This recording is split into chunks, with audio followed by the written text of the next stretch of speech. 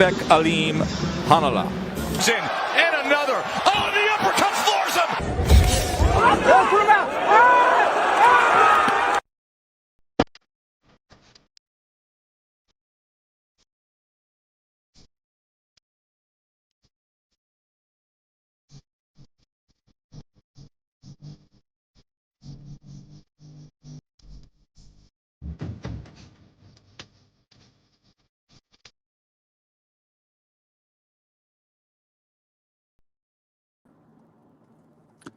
B3 Picks TV, man. We back again. Listen, y'all already know it's a road show for your guy. I'm on the road. I'm driving right now. Thankful that the audio was coming through. And listen, smash the like button when you first come in the building. If you haven't followed the channel, follow the channel, man. B3 Picks TV. We working. Uh, I got a delivery right now, so I'm driving. But man, thankful to see another day, man. I'm gonna go off camera, but thankful to see another day. Man, we're gonna do open panel today discussion. We're gonna talk all things boxing, sports, life. I mean, we work, man. We gonna get it in. But wow, man, this the end of the year is setting up to be fire. Of course, y'all know we got Benavidez Yard, Haney Norman, Noakes versus Mason, and man, Bam versus Puma. It's gonna be a fire card in November. We also have the legend returning Pac-Man versus Rolly, Lamont Roach versus Pitbull Cruz. I mean, it's gonna be a fire. It's gonna be fire, man. We got Jake versus Tank, uh, an exhibition, but anytime Tank shows up to perform, it's a fire time, a great event for the people. So I'm looking forward to it. I'm looking forward to this event, these events, right? And then the Pac-Man Rolly undercard, as we can see, it looks like it's gonna be Janibek Kazakh style, excuse me, versus Erzlandi Lara, man. Y'all gotta let me know what y'all think about this matchup, man. We've been waiting on 160 to move. We've been waiting on unification bouts at 160. Y'all gotta let me know. Are y'all excited for Janibek versus Lara? Is this going to be finally somebody to test Janibek to give him, that legitimate status that he needs? Fighting a great fighter in Janibek. Um, I mean, he fighting a great fighter, excuse me, Erzlani Lara, who has been champion for a lot of years. He's 41 years of age, but still polished, still stepping on his opponents, and he's been dominating his opposition. So, man, Janibek is doing it, man. Janibek, finally, it looks like top rank. We'll talk a little bit of top rank. Let's make a deal. We also with the PBC. It looks like they are working together. They made Cool Boy Steph versus Oshaki Foster fight. They also are locking in Janibek versus Erzlani Lara. So, man, we gonna have a fantastic fire end of the year for boxing.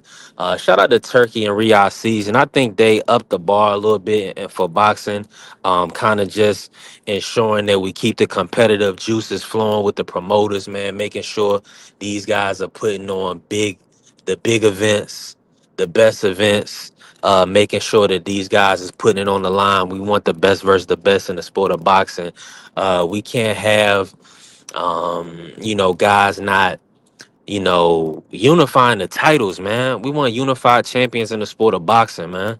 We want guys putting their O's on the line. So Janibego is on the line versus Erzlani Lara, a great fighter. I would love to see what Marky Dan, he was talking highly of Janibek the other day, so I want to see what Marky Dan has to say about this matchup. Is he excited? Janibek versus Laura. We could lock something in on this one. We gonna lock something in on this one, Mark. If you feeling froggy, yeah, we could lock something in live on air, live on B3 Picks TV. So we could do that. But I mean, while I wait for the people to get in the building, and make sure you smash the like button when you come in the building, and follow the channel if you haven't followed B3 Picks TV. We working. Janibek Alim Hanala. In and another. Oh, the uppercut floors him.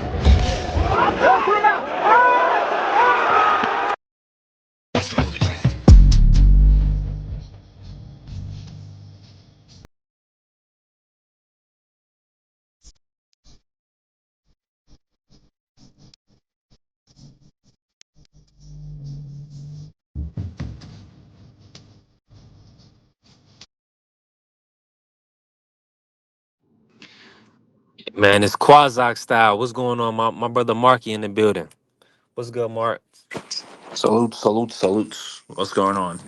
Man, the bigger news, the big announcement, your guy versus my guy.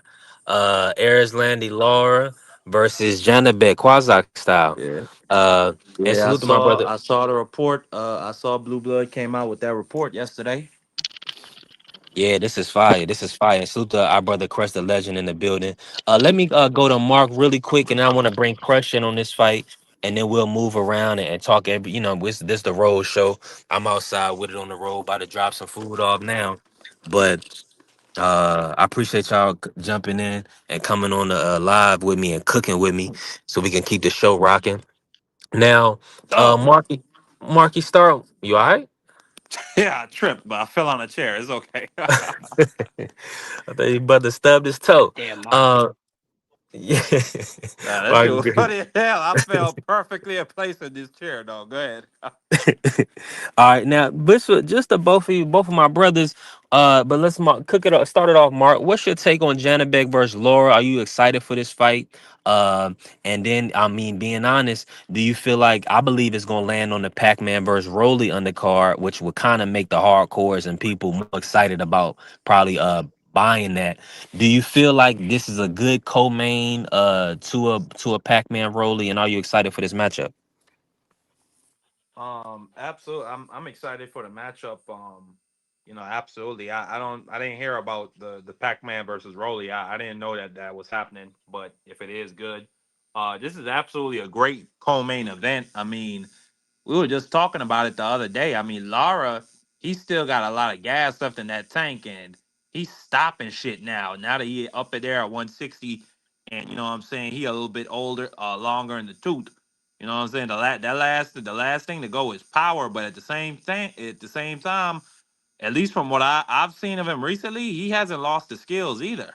He doesn't really get hit that much, and we saw in that Danny Garcia fight. Even though Danny Garcia, was a small up, hadn't fought in some years. Lara still looked really fluid with his lateral movement and his jab. I mean, he wasn't letting Danny get nothing done at all on the inside. He was constantly moving and just peppered him to death. So, and then on the other side, we got Janibek, a guy who I think he's right now in the middle of his prime or his peak. I think what he's 31, 33 years old. This is probably as good as it's gonna get for him in terms of what I'm saying, his athletic abilities and like I said, his peak. So this is a great fight and a great matchup. And I got Landy Lara winning this fight. But it's not out of the possibility that Janibek could go in there and stop that old man. It's absolutely not out of the possibility. Yeah, this is a great matchup. 100%. Get in on this, Crush. What's your take on the this matchup that's coming up? Janet Beck versus Lara. Hey, all right, cool. Salute to the panel. Salute to the chat. Good afternoon. TGIF. Thank goodness it's Friday. I like it. Uh, 100%. you're not a real boxing fan if you don't like this matchup. Lara, who seems to be like in a prime in his 40s right now. Definitely one of the purest boxers in the sport. People don't say that about him enough, but definitely is. Highly skilled. His timing is still there too. You see, and he hasn't really lost a step. And he's sitting on his punches. At this weight, which is more comfortable for him, and that's why I like when fighters fight more to their natural weight instead of draining themselves down in weight classes going against Janibek, who is nice. Uh, I think one of the best, if not the best guy at that weight class right now outside of Lara. Um, I like this matchup now. This being pay per view. I don't know. Me pay per view got to really be something that makes sense. But um, Rolly and Manny Pacquiao is supposed to really be coming into fruition. And let me speak on that real quick. God damn it, Rolly Romero and Manny Pacquiao. Now y'all know I don't want to see Manny Pacquiao. Get his ass up out of here. He's past his era. So good for Rolly, but it doesn't make him a Hall of Famer because he's fighting Manny Pacquiao. Good for Rolly, good payday. That looks good for a Tank Davis opponent, and I'm a pass. I had to throw that in there. Yeah. Nah, I'm with you, Crush. Now, I mean, since you brought it up, let me ask you this: if they do line that up, Pac-Man versus Rolly, do you have Pac-Man winning, and can you see Tank going up to 47 and fighting Pacquiao for the title, being a four division world champ? Money, money, money, money, money. Yeah. That part. Hey, he on the money move. He's a prize fighter. We cannot criticize him for telling us who he is. So we taking it as that. Get that money. Get that money, man. The opportunity I get, hey, to set my family up and they family up, man. That's what I'm doing. Forget what you're talking about with all that other stuff. Yeah, I think he will do that. But this I I never thought I would hear or see Rolly Romero and the Manny Pacquiao. This blowing my mind. Um, but I'm gonna watch it though. I am. I'm gonna watch it. I'm gonna watch this fight. It's a 50-50 fight because even one. Well, you know what? It is a 50-50 fight. Um, seeing Manny stop Rolly because Rolly has been down before, but power is still good, but it's not as effective as it was. But still, that you can't count the fact out that he is still good enough to put Rolly on his ass bag. So I got a 50-50 because either one of these dudes could knock each other out. Now, when it comes to I'm going to with the you on that. cards, I'm kind of 50-50 on that too. Clearly we can say Manny outboxing, but Manny's not a boxer. But we can clearly say he can outbox him. Um, but Rolly has looking a lot better, looking more like a boxer now than he was before when he's with the stupid dude that needs to be training MMA and all that other stuff. The guy Bullet. So since he's been with Salas, Yeah, he has been looking more like a boxer. Um, he yeah. looks more coordinated and everything. He's just not going in there just throwing punches. He knows what he's doing. He knows what he wants to do. So good for Rolly. He has looked a little better. I say a whole lot better because he wasn't looking like a boxer at all when he had Bullet. So it's a good fight, man. So I can't wait to see it. I'm with you 100%. Speak on it, Marky, if you could. Who you got winning the Rolly Pac-Man matchup? Um, it's really tough. Because on one hand, I feel like I'm still holding the Bullet Gibson years against Rolly. But I do have to acknowledge he's become a much more fundamentally sound boxer since he got with Ishmael Salas.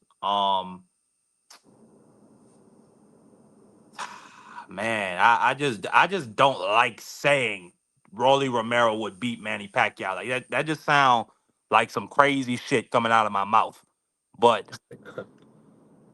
man, fuck it. I ain't picking against Manny Pacquiao. Manny Pacquiao gonna go in there and split that man's head open to the white meat. I got Manny Pacquiao beating him half dead. Mm, mm. Wow. Salute to the And good then brother and Dang then to the Father in other the point, building. I agree with Crush. I can absolutely see Grease Boy Davis going up there and My brother fighting Dang. Manny Pacquiao if he were to beat Rolly. It's easy pickings and it's big money. Yeah. I'm gonna be honest, and just thinking about it, if it played out that way, and which of course, that's a lot of moving parts, right? But also, if Haney could get the win over Norman Jr., then that would definitely set up. That will open up the Haney versus Tank fight that fans kind of been clamoring for years. So there you go. There you go. There you go. What? So now Tank can move up to 47 and fight He Pac-Man at not gonna 11, do it. but he not gonna fight Devin Haney in a unification. Come on, man. No. That nigga wouldn't move to 140 for Dev. Why would he go to 147 and then decide to fight Dev? Like when has Tank ever when has Tank ever grabbed his nuts and done some shit like that in his whole career? He moved up from 130 to 140 for Mario. Stopped him. Man, you gotta stop this shit, B3. You gotta stop this. We And just he seen did Manny it. Pacquiao damn near beat Mario Barrios. Yeah, I mean, but see the thing. Okay, you got me there. You got me there. I mean, Mario has shown to be at a certain level. Haney is at a different level. I'm in agreement with you, but don't you can't you foresee that based on how Haney has No. been looking lately that Tank sees something. Even Tank said he even said it. He said it out his mouth. He said win or lose, he still wants to run the Haney squabble. So I think you're being Man, unfair. You're being extremely unfair. look here. I don't have no expectations of that dude. It's like what Crush say. I mean, if the dude tells you who he is, why are you getting upset when he moves exactly how he's been moving his whole career? I'm not finna get my hopes up. Finna get invested in no, oh, Tank Davis is gonna move to 47 for Dev. The nigga wouldn't move to 40 for Dev. And then he had I remember Not for Dev at this we point. had that, what you say? I said it wouldn't be for Dev because you got to think about it. I mean, that would be Dev putting himself in position again, right? Because the Pac-Man fight is why he would even be thinking about 47 at all. He And to be a four division champion. Now, how he feels at 47 and how, whether the money is there for Devin or whoever the other fights would be would determine if he gonna stay there. But ultimately what we were saying is Tank versus Pac-Man. Do you foresee him going up for Pac-Man? I can see that happening, yeah. Yeah. Yeah. Yeah, I mean, like you said, the Dev fight is a little far fetched. That's a lot of move. That's a whole lot of moving parts. Uh, you know, but also I'm gonna be honest with you. Turkey is looking like he's putting a lot of money behind Devin Haney. So I think he still is gonna offer Tank a lot of money, provided that fight makes sense. I think he's going to offer Tank a nice bag, provided that you know what I'm saying, a unification, uh, at a high weight. I mean, the public will go If he crazy. The offered public will it, go if they crazy. offer Tank a Usyk or a Canelo, 130 plus $1 million bag, shit, absolutely he'd get in there with Devin Haney. I don't have no doubt about that. But he's not gonna get that. Most they might offer him is 50. Yeah, I mean, you could say that, Mark, but I mean, you don't know that to be to be truth. I understand the heavyweights, That's this, true. that, and the That's true. third, but the thing about it is Tank Davis, his star power, he's been able to generate on the low end, 27, $28 million events, and on the high end, up to $80 million events, 100 and I think well one event he did like over 100 million with Ryan. So he's generating the revenue with lesser names and more known people. So I think Turkey is not crazy. He knows where the money is, and the money is behind Tank. I mean, that's just what it is. Now, let me and salute our brother Thomas in the building. Appreciate you, Thomas. Always But the showing up. thing Appreciate about that though is B3, he would have to go over there and fight in Saudi at least once. Cause it. Uh, that Canelo skull fight was in Saudi. And Usyk has fought in Saudi at least 5 different times. That nigga Tank said he's not going over there for nothing. Excuse tell me, me when and not for tell nothing, unless no, they but give let me him say four this. Ferraris. See, that's also not true, Mark, because Terrence has never fought in Saudi. He hasn't fought in Saudi yet. So what I'm saying is this: Canelo signed a full fight deal where he was getting crazy money, and he put a fight in Saudi, and he Terrence got ain't it. got What? $100 million purse though. He got a $10 million purse with 40 on the back end. They do pay a premium to fight in Saudi. I'm agreeing, but that's what he said. But Tank, that's what I'm saying, Mark. You got to read what everything the brother said. Tank said give him two or three or four Ferraris, you know, and then they can do what they do.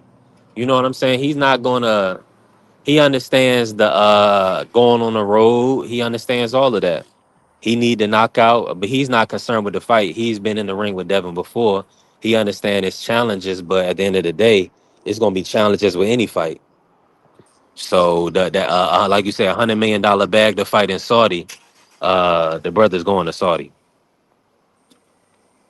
I I mean, let's believe keep it it a when I stat. see it.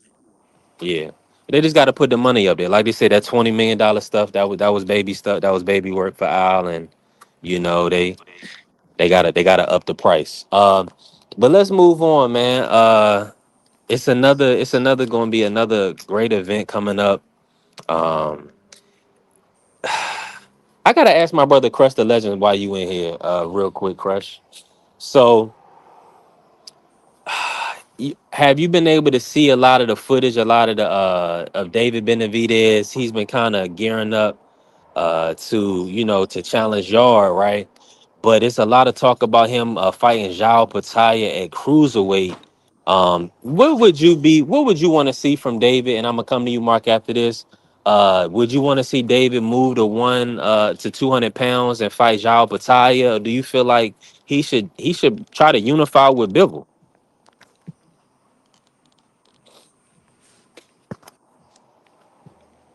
You on mute, Crush? Well, I'll answer for while Crush get himself Yeah, together. cook, Mark. Yeah, I mean, it all depends on what Bivol and them are doing. I mean, it is that Baturbiev is that third Baturbiev fight signed?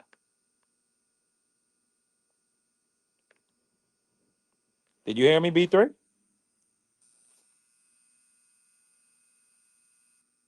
Okay, well, I guess Yeah, I'm, B3 I'm don't in know. here. Yeah, I can hear you, bro. What you say? No, yeah, I said what's happening with Bivol? What's happening with the Baturbiev He fight? still got it. How you doing? Can I pick up for Eric? Appreciate you. What's happening with Bill? He got a back injury. He's rehabbing. Then yeah, go ahead and go to cruiserweight. I wouldn't mind it. Or fight Baturbiev. I mean, I wouldn't mind either of these fights. Yeah, I think that's the move. I think Opatai stop Benavidez, but hey, you know what I'm Whoa. saying? Let's see. It'd be an entertaining stopping. What we got on that? Are you trying to put some bread on that? I put a friendly 50 on it. Yeah, do that. I All mean, right, we're not gonna remember because it's gonna be around down the coast. But come on, bro. I'm gonna You remember. talking about the Mexican monster? He better hope he don't get his jaw broke like when he fought Breeders. I remember. Um, Well, first off, Benavidez ain't fought nobody on the level of a Britis, but I remember Here we go. when So Ja Bosdick Opata. not on the Yeah, I know Breeders it's a level. fact. You don't like facts. I know. Bosdick, It's okay, Bosdick, brother. I know. Um, Breeders is a you say world killer. I love Gothic? Breeders. Bosdick. Man, firstly, Bradis, some people think Bradis beat Usyk when he came to Russia, and them two niggas went toe to toe for 12 rounds. That's his number one. Bradis, his biggest achievement is getting stopped by Baturbiev after 8, and niggas saying, "Wow, he really held on for a long time," because he was getting beat dead. That's that. Like, what are we talking about here, B3? But Breeders is let me Breeders just is say this, 30. B3. Breeders is a good fighter. Yeah, Britis is a really good fighter, former lineal champion. But let me just say this, B3. Um, and also former Muhammad Ali tournament runner up. But let me just say this, B3.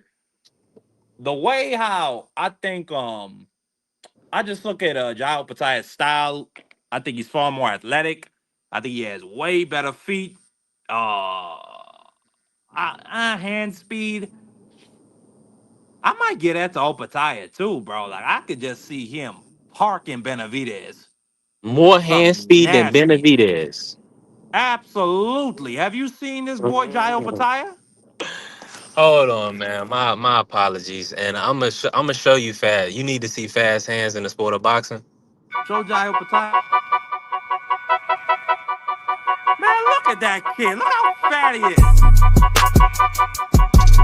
Oh, yeah, against a truck driver. Ah, come on.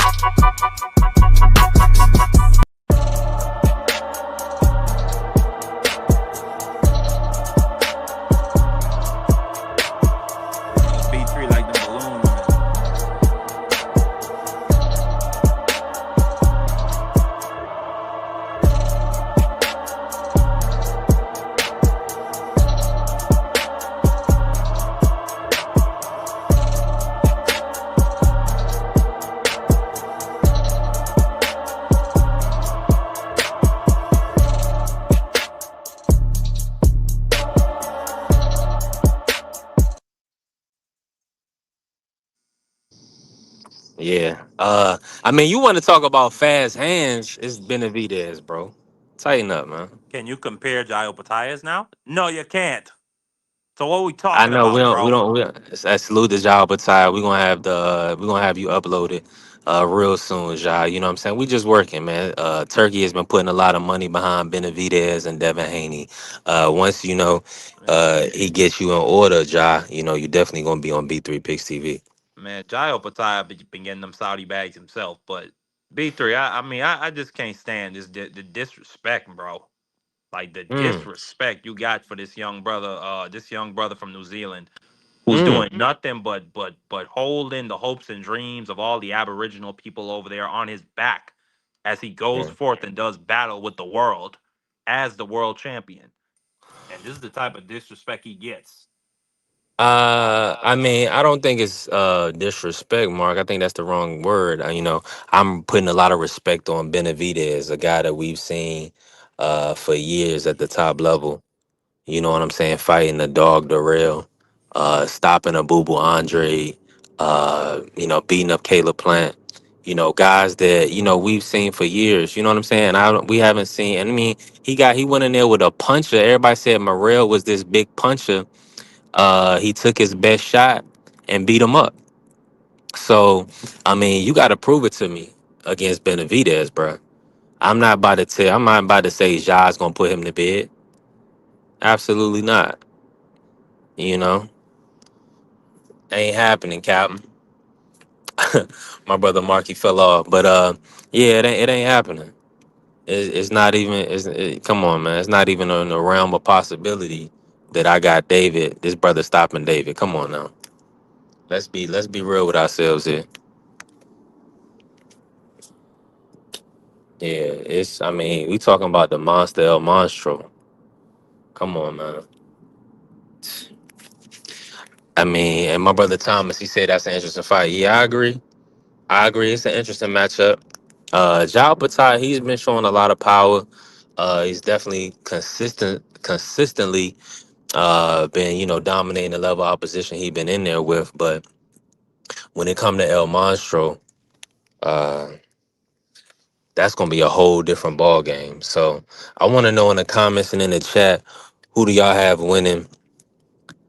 Jao Pataya, David Benavidez, Janibek versus Lara. I mean, the end of the year is shaping up really well. Now, will David go to and also do y'all want to see David Benavidez make that move to 200 pounds? Right now, he's the WBC 175-pound world champion. Bivol is currently the unified champion at 175. And Bivol is he's in rehab. He's rehabbing his back. He said spinal. I think he hurt his back versus uh he hurt his back versus Beterbiev. I mean, a strong fighter. But I mean, he showed the will of a champion to dig deep and get that win. Our brother Thomas, he said he has Ja. Whoo, dang. They gonna have to line it up. Hey, David, you hear the people think you getting cooked. The people think you Marky didn't say you getting stopped. Thomas said he has Ja. David, man, pull his card, David. Pull his card. TD said TD said he got Laura until proven wrong. I'm loving that. I'm loving that pick. I'm loving that pick, man. Shout out to Laura. A great fighter. I'm a but I love Laura, man. I really don't want to bet against them, but I kind of want to build the intrigue in the fight, and I'm a promote my fighter. Marky, you You see back? my guy Chop Cheese Tommy agree with me? Yeah, I'm back. You see my guy Chop Cheese Tommy agree with me? He got Jai. Yeah, that's what I'm saying. David got to come to the table now. He gonna have to put hands on his brother because they acting like they don't know who you is. Come on to the table, David. Put hands on his brother Ja.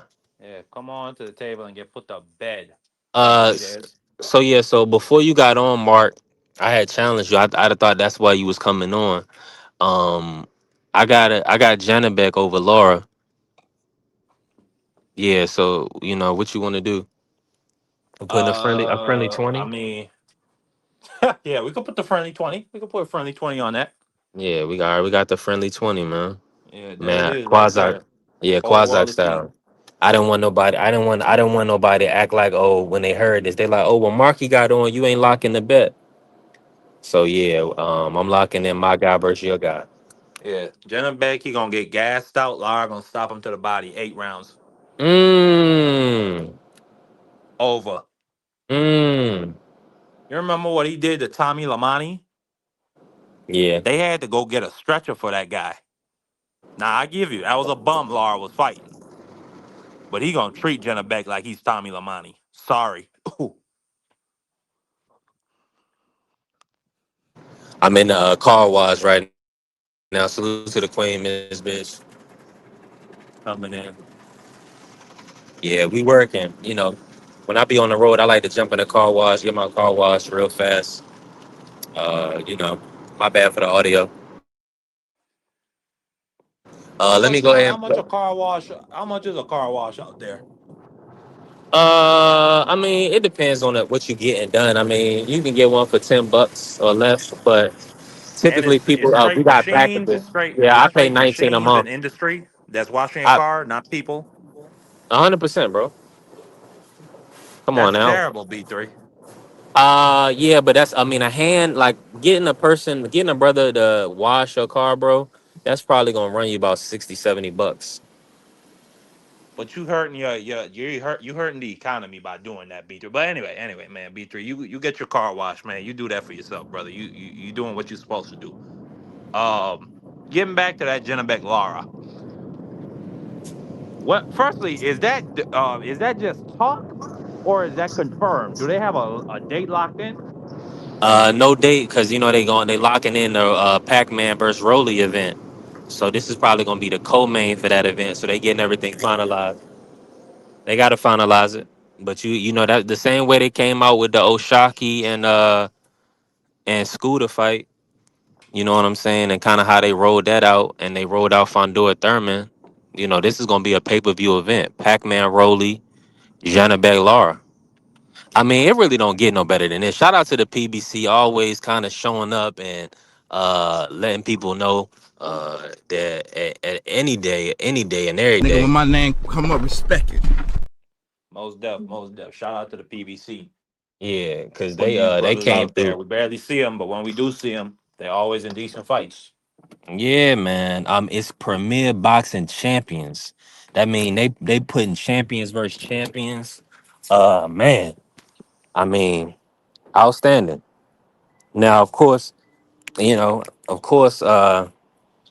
want to see our young brother tanking unifications, but I'm hoping that that'll happen in the near future, possibly next year.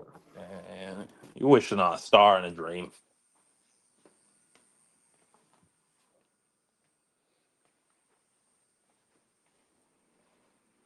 B3. Yeah, I'm in the building. I just walked in a McDonald's. What's good, family? Yeah, you wishing on a star and a dream if you think Grease Boy Davis is coming back to unify belts. Yeah, Tank. Yeah, he'll be back. He'll be back to Big Man. Sound Boxing. I just don't know where y'all are getting this stuff He's from. my friend. Grease Boy Davis does not grab his nuts and head out here and handle business. That's not what he do. It's not what he do. At least when you talk about the niggas we want him to fight. Yeah, I mean, it's a lot of business involved, Mark. I just say that, but I'm hoping that the business will be right in 2026. We got It Nakatani versus won't. Inoue.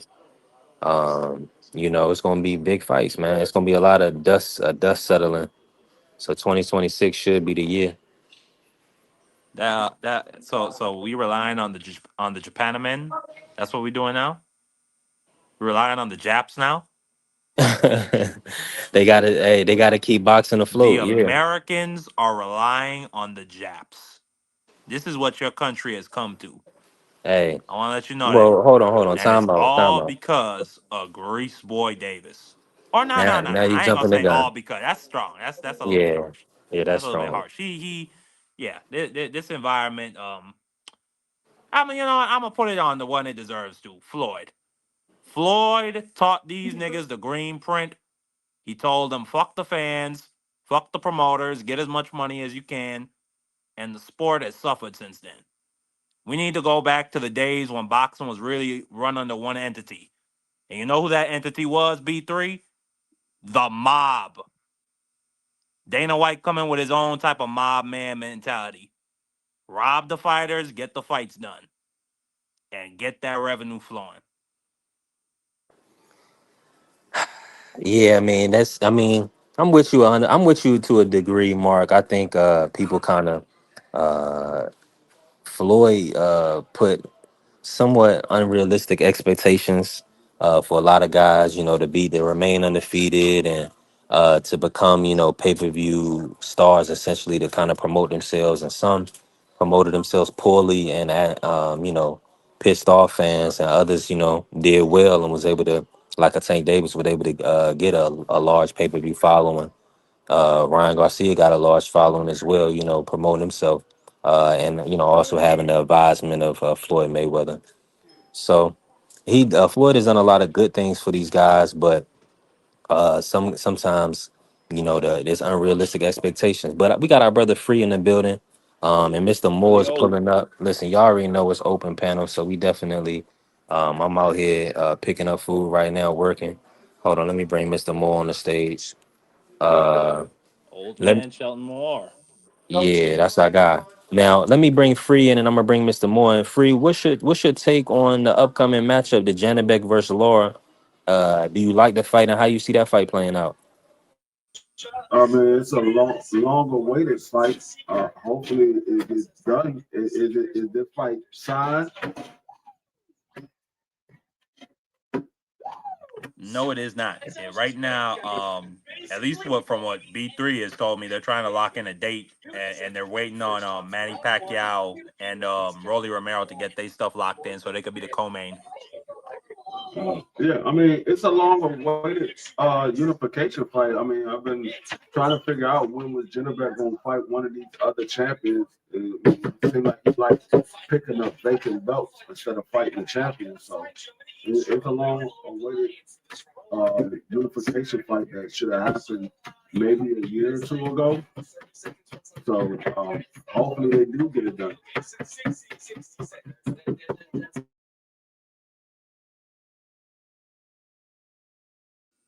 Who you got in the fight? Um, I like Lara in this fight. I'm not sold on Janibek. He's been fighting the B3, same get a little. typical style of fighting. He's been fighting the same typical style of fighters, guys that's going to stand right there in front of him and try to bang with him, a guy that don't really have good footwork. Um, so I mean, Janibek is the younger guy. He could win this fight. I'm just not sold on Janibek yet for me to say I believe Janibek is going to win this fight. I believe he has the power to win the fight. I just don't know if he has the ability to win the fight. I think Laura is a seasoned veteran. He's been in there with a lot of different types of fighters, a lot of B and A class level fighters. I think Janibek is unexperienced to a degree when it comes to this matchup. Lara is a more experienced fighter. So I favor Lara in this fight.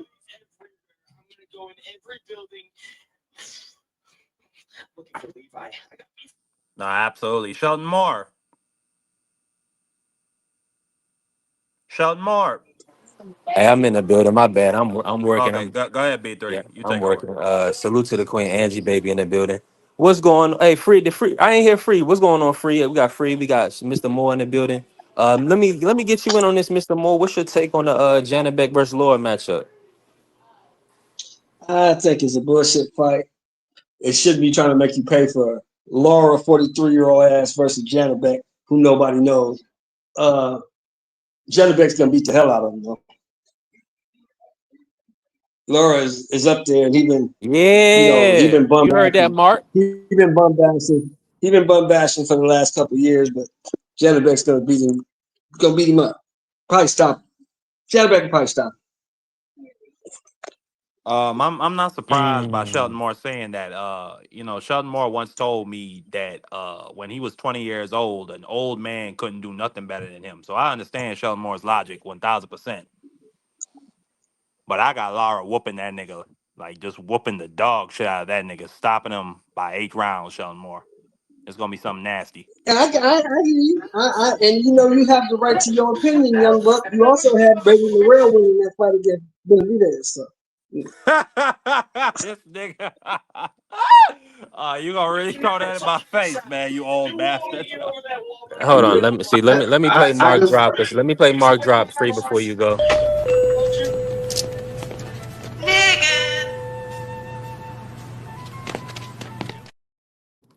Yeah, I gotta play Mark Drop because he out of pocket a lot.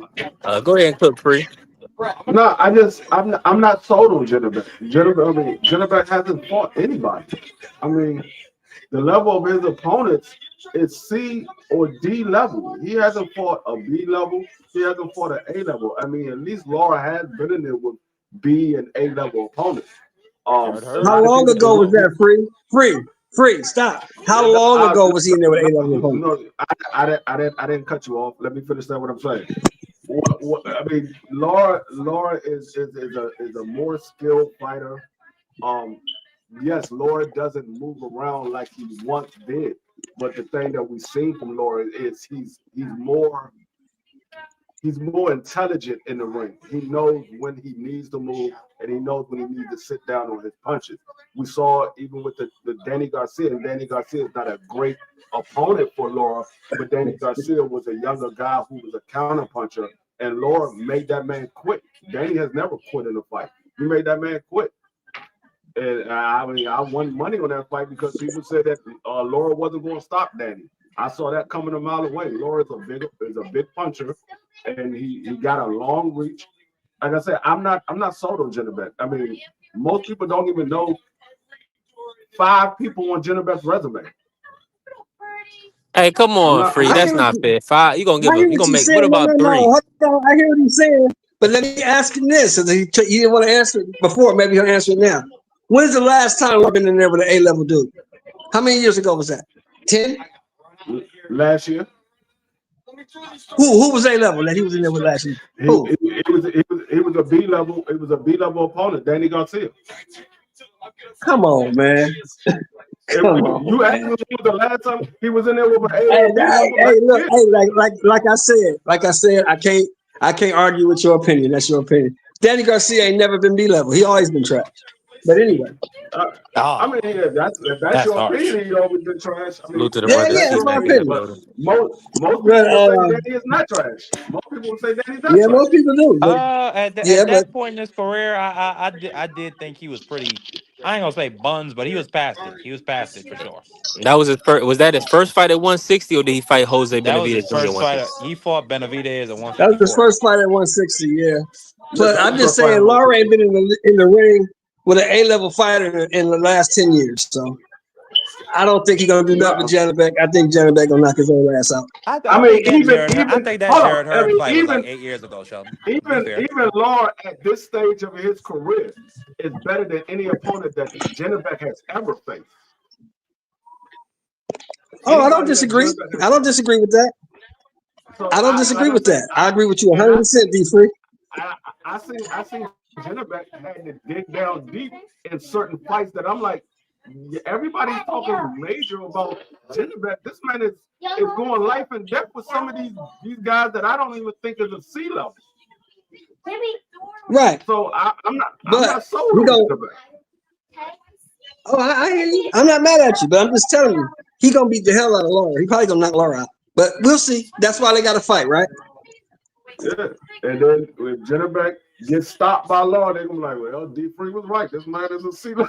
He's a C level opponent. I see why D3 wasn't. No, the man Janibek You're right. That's he don't exactly have what I no. was saying too. I said, well, D Free was right. And I was wrong. Shit.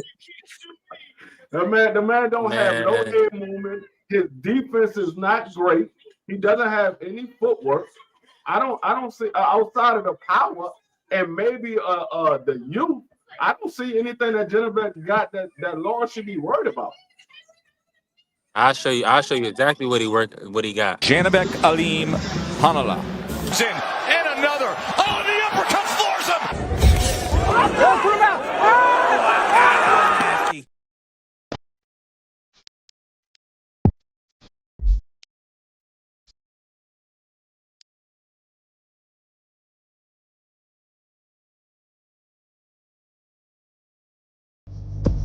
Hey, what we doing here? Okay. Hey, that's what I'm Hey, I what? know, talking I know, about. I know, Shit. I know. Right. That was just a reason for B3 to be a daggone perk. I understand you. I understand your perk. Hey, I gotta do. I Hey, listen, understand. I gotta be me. I gotta be three. I'm gonna be honest with you, Mr. Shelton. Right now in this state I'm in, I gotta mix the boxing with the beauties because I'm Hey, single. I ain't mad at you. I ain't mad at And you one bit. and unfortunately, it's a lot of the other stuff going around. A lot, you know what I'm saying? A lot of weird behavior. So, hey, if you think looking at beautiful women is weird, don't pull up on B3 TV. Yeah, it's some weird Hey, dudes out here, man. And the weirdos is that's why. exposing themselves daily, ain't they? Ain't they exposing That's themselves? why. That's why. That's why you need to get a certified one and lock them down. You ain't got to worry about it. Hey, Carrier, I'm having a good time. This is what you call having a Hey, good free, time free, because he not telling you, free. We old dudes. He's still young, free. He still appreciate got you, that, homie. that youngster's funk in him. Yeah. Hey, He having a good time until he get a phone call that the young lady he was with was once Tim, and now her name is Tandy. Oh, So once they get that hey, operation, don't wish that on me, young you brother. don't know you don't know the difference once they get that operation. You don't know I'm the telling you, difference. that plastic surgery, Don't son of don't a don't bitch, wish that on B3. me, young brother, man. Don't wish that on me, hey, young brother. hey, I don't know what y'all talking about. I can tell I can tell a man from a mile away. I've been looking at men and women all my life. No, Okay. Yeah, don't wish that. Don't wish that on me, young I I ain't got no brother. new booty. I got a Trust me. female and a dude right now. You wouldn't be able to tell neither one of them was the opposite sex from birth. I got one right now, and one of them I is my tell you it's cousin. cap. One of them is I my don't know how cousin. we gonna do it. We could do that. Let's do the test. And we could do the test. I'm trying to tell you, these niggas get fooled all the time. You think you the only one say, "Oh, I can tell." And they get that damn surgery, and they got the money to get the surgery like they supposed to. There's some ones out there that will fool everybody. Yeah. Yeah. Yeah, I'm with Nah, you on that. it I'm ain't not. like back in I the don't know old about days, everybody. B3. It's just some guys, they don't have self control. I'll put it like this: they will fool I'm the type of everybody guy. except for. I'm the type of guy that know how to handle myself. I'm gonna tell you like this: they'll These fool. other guys, they be having mistake They, babies. they'll fool everybody except for the family members, Okay, the B3. family All right. members, and the doctors and nurse that had the surgery on them. Those are the only ones that they won't fool. Everybody else they fool. D3, what's wrong with you, man? One of your youngsters must have had a bad experience, D3. I'm What's just going telling you, on? Talk to me. I'm gonna tell It's you, not free like living I the told real world. no, I'm telling you, I had a coworker. I swore up and down this was a dude. I did not know that it was a female from birth. I mean, she was bralette and everything. Had the whole surgery done. You would have never known that used to be a female. It was a straight up. It looked like a straight up dude. When I say brolics, I mean she could bench press more than I can. She looked like a Damn. straight up dude. When I saw what she looked like when she was in college, I was like, oh my god, I did not know Well, that how do you find out, she was. Free? How did you find They out? they they told me. They told me. Oh, They okay, told me. okay. Like I said, it was a coworker. They told me because I was having conversation. We were just talking about certain stuff, and then somehow we got on that subject, and she's like, "No, you can't say that because these surgeries is official. They have people out there that you wouldn't know is the opposite sex." I was like, "Yeah," I say it's always going to be something that's going to give it away. She's like, "Nah, I'm telling you, it's not. It won't. And everybody was looking at me while we was having a conversation. And I'm like, man, there's gonna be something that's gonna give away. I'm like, she like, nah, I'm telling you 100% that it won't. You will never know. And I'm talking to him like the dude. I'm like, man, you crazy. If you go ahead and mess with these females out here, and you could tell, all you gotta do is look at the Adam's apple, you look at this, you look at that. They was like, he was like, nah, I'm telling you. She like, because I'm one. I was like, what?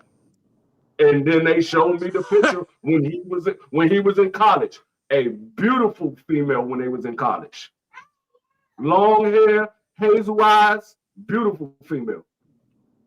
But now sir, is that he's gay.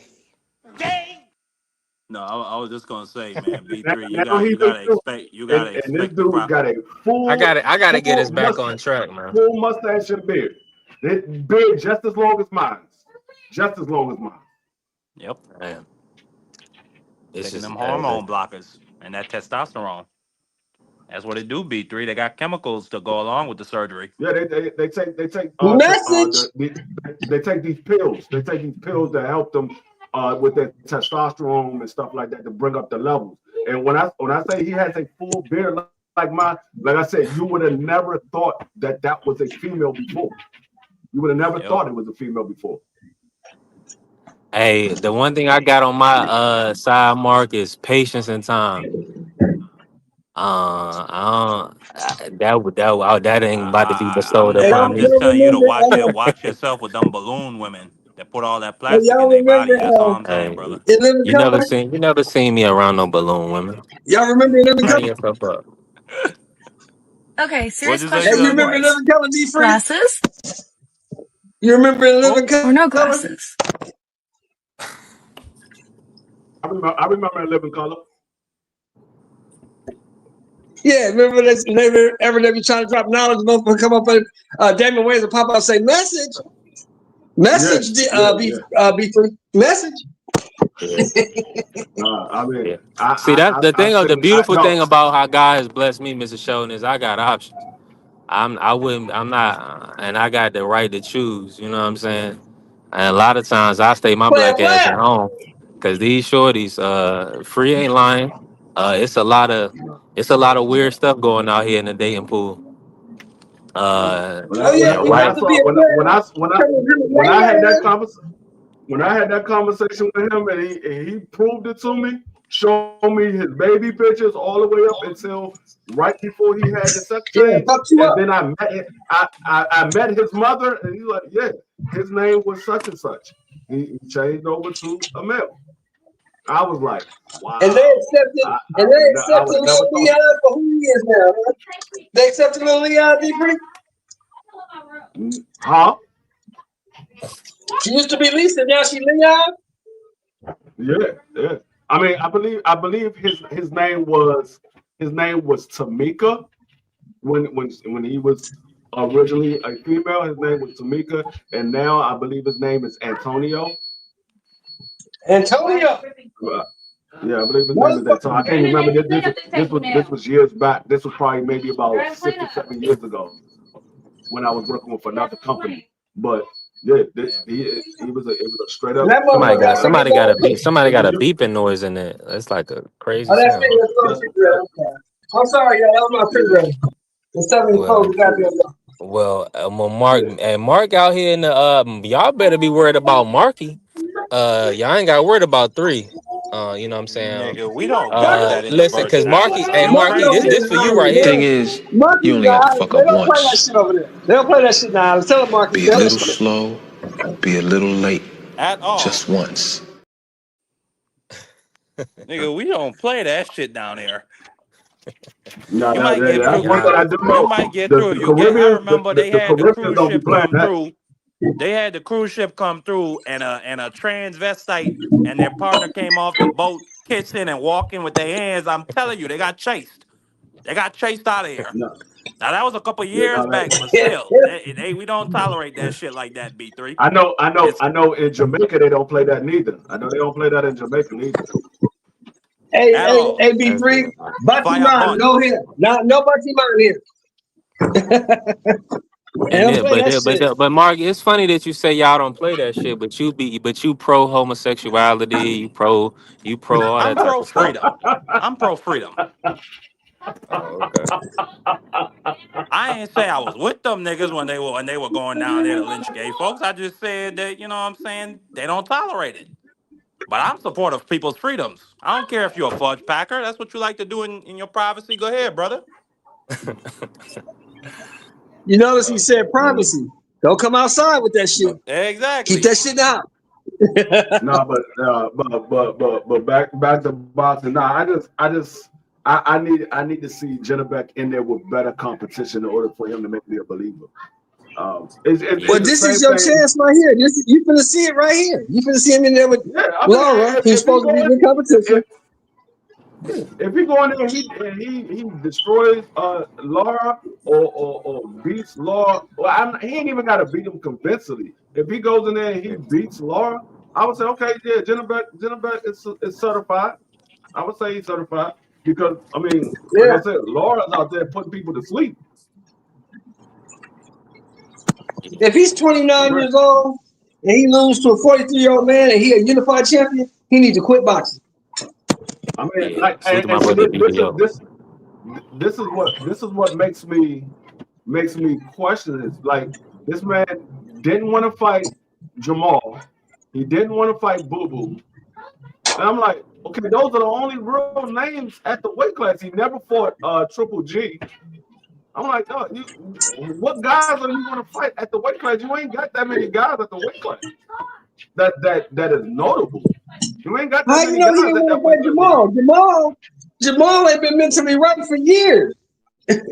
Jamal was the #1 contender for the 100. I mean, no, Jamal was the WBC champion. He never wanted to unify with Jamal. Jamal was always out. Jamal never unified. Jamal was having mental issues. Jamal been having issues. For like 4 years straight. That's recently Jamal had mental issues. When It ain't been recently. It's been for the last 4 years. What are you talking about? Jamal been fucked up for the last 4 years. When Jamal got that title, he was trying to fight Triple G. Triple G dropped that title when he fought Canelo. Oh, you talking about Triple G? You talking about Triple G? That's way back. You're not listening. You're not listening. When Jamal had his title, he was trying to fight Triple G. Triple G didn't fight him. Triple G dropped that title. Janibek picked that title up. Jamal tried to fight Janibek. Janibek didn't fight him. It wasn't until now that Janibek wants to actually unify with somebody. He never wanted to. Well, that's some information I wasn't privy to. That's information I wasn't privy to, and I have to look that up because I don't ever remember anybody talking about Jamel calling out Janibek. I never remembered that. No, I never heard that. Jamal, I never heard that. I never heard that. No. He said Janibek called out everybody. Janibek ain't call out everybody, nothing. I ain't never heard Jamal call out. Janibek. I ain't heard Jamal call out because the only nobody. thing Jamal, well, you know, Jamal was that 160. He was holding that 160 WBC for a while. Yeah, Janibek said 160. That's what I'm saying. I ain't never heard Jamal call out nobody. Who has Jamal ever called out? He couldn't get the fight with Triple G. He was trying to get the fight with Triple G. He couldn't. Yeah, I remember that. I remember that. He couldn't. Yeah, he couldn't get the fight with Triple G, and so he started fighting #1 contender. Then Triple G dropped the title, and he was trying to get the fight with Janibek. Janibek never got the fight. I don't remember that. I don't remember him ever calling out Janibek. I don't remember Janibek and Jamel even being in talks. So I gotta look that up. I'm not doubting you. I'm just saying I never heard it. Yeah. That would have been a tough match to make. Let me ask y'all this though, real quick, because that would have been a PBC and Top Rank kind of working together. What's y'all thoughts on kind of PBC and Top Rank working together now? You know, they doing the Scooter and Fulton fight. They also gonna be putting on the Janibek versus Lara. I'm gonna start with you, Mr. Sheldon. Do you feel like that's something? Say that again. What choice do they have? If they want to stay afloat, they have to work together. Because Turkey is trying to take over everything. Yeah, he is. Either you work together or you die. You pick. 100%. And Top Rank, they working without a network deal. How you foresee Top Rank future? Bob Merrim, he's up there in age. Salute to Bob. We love him. But do you how do you see Top Rank going? Do you feel like they're gonna be able to stay afloat, or do you feel like they might end up merging with Premier Boxing Champions or possibly They Pro gonna Box? do something. Ain't his son-in-law D Free? Ain't his son-in-law in charge now? Yeah, Tom DeBuff. He Yeah, is. yeah, Tom DeBuff, yeah. Yeah, so they gonna make a deal. They're gonna make a deal with somebody. Paramount just signed the UFC, and Paramount just signed TKO to a 5-year deal. So I'm thinking Top Rank might wind up going to either the Zone or maybe Netflix. Who knows? But I heard Netflix is Yeah. in trouble right now. Netflix is losing customers. Mm, I ain't Man, heard Netflix gonna that. be all right. They're gonna sell. If they ever get in trouble, they're gonna sell. Now it might be a little bit less than than the valuation that they have right now, but shit, they're gonna be all right. Man, Now, they were Netflix saying got something about some cartoons that Netflix would promote, some kind of cartoons that the right didn't like. You know what I mean? Some shit like that. What I heard. Man, Netflix, they need to bring back Marco Polo for season 3. I remember they had that show to Get Down. After that, I stopped fucking with Netflix after they took away them two shows. After they canceled them 2 shows. They say Netflix is Hey, not trying to push Donald Trump's agenda. You know how that goes in America. Mr. You Sean, know, how you feel about the Pac-Man coming back and fighting Rolly? Who you got in that fight? Do you interested in that matchup, or you feel like Pac-Man should hang it up? if Pac-Man beats Rolly, the shit is fixed. But what if he beats him dead? Like Rolly gets stopped. Like you remember when Manny fought that nigga David Diaz, and David Diaz said he thought Freddie was in the ring jumping him with Manny. Yeah, then it's Like really, what if he go in there hey and he do Marky, that shit? then it's really fixed. Rolly got that dum-dum strength. He should be able to ward off Pacquiao. I don't think Rolly even is smart enough to respect Pacquiao. I mean, we did just see Rolly in there against a 41-year-old Ishmael Barroso, and damn near got stopped. Like the referee had to jump He in there definitely and got beat save to death. Rolly. He definitely got beat to death. As my man BBO Sombrero would say, he got beat to death by that old man. I'm telling you. So this is I just think Manny Pacquiao is better than Barroso, but Rolly himself has improved. But I would have Manny Pacquiao beating him in that fight. I ain't gonna never pick no Rolly Romero over Manny Pacquiao. You will never hear those words pass my lips. B3, it's your show. Let me ask you a question. Is that shit worth pay-per-view? Let me say this though, with Janibek versus Laura as the co-main, absolutely. Yeah, Erislandy Lara, he been on a couple I'm gonna pay per be views himself. and that's from my perspective because I'm gonna be honest with you, right? Yeah. Uh, you gotta have like those type of guys on your cards. You Right. have to have, it's mandatory to have a action packed fight, or at least two guys that are perceived as dangerous. The people, that's what I'm about. That's what I'm gonna pay for. Unifications, the best versus the best. That's the only reason why I'm saying this. Rolly in and of itself, I still don't know what happened with the Ryan situation, the Ryan fight. That was questionable. Barrios, he looked like he didn't want to hurt Pac-Man. I don't know what was going on with Mario. So that fight is cool for the casuals. But for me personally, I'm gonna pay to see Scooter versus Oshaki. You know what I'm saying? Yeah, I'm gonna that's a good definitely fight. pay to That's see. a good fight. Yeah, I Yeah, forgot about that too. you see what I'm That's a saying? good fight. So Okay, of yeah, so course, it's worth it. It's worth it. It's worth it. It's worth it right there. That's 3 fights you want to yeah, see. yeah, yeah. Now let me say this though. The cool boy Foster fight, that's going to be on the Thurman Fundora undercard. So let me ask Oh, you. Let me ask you. Does that make? Would you? Are you going? Is Thurman Fondora pay per view?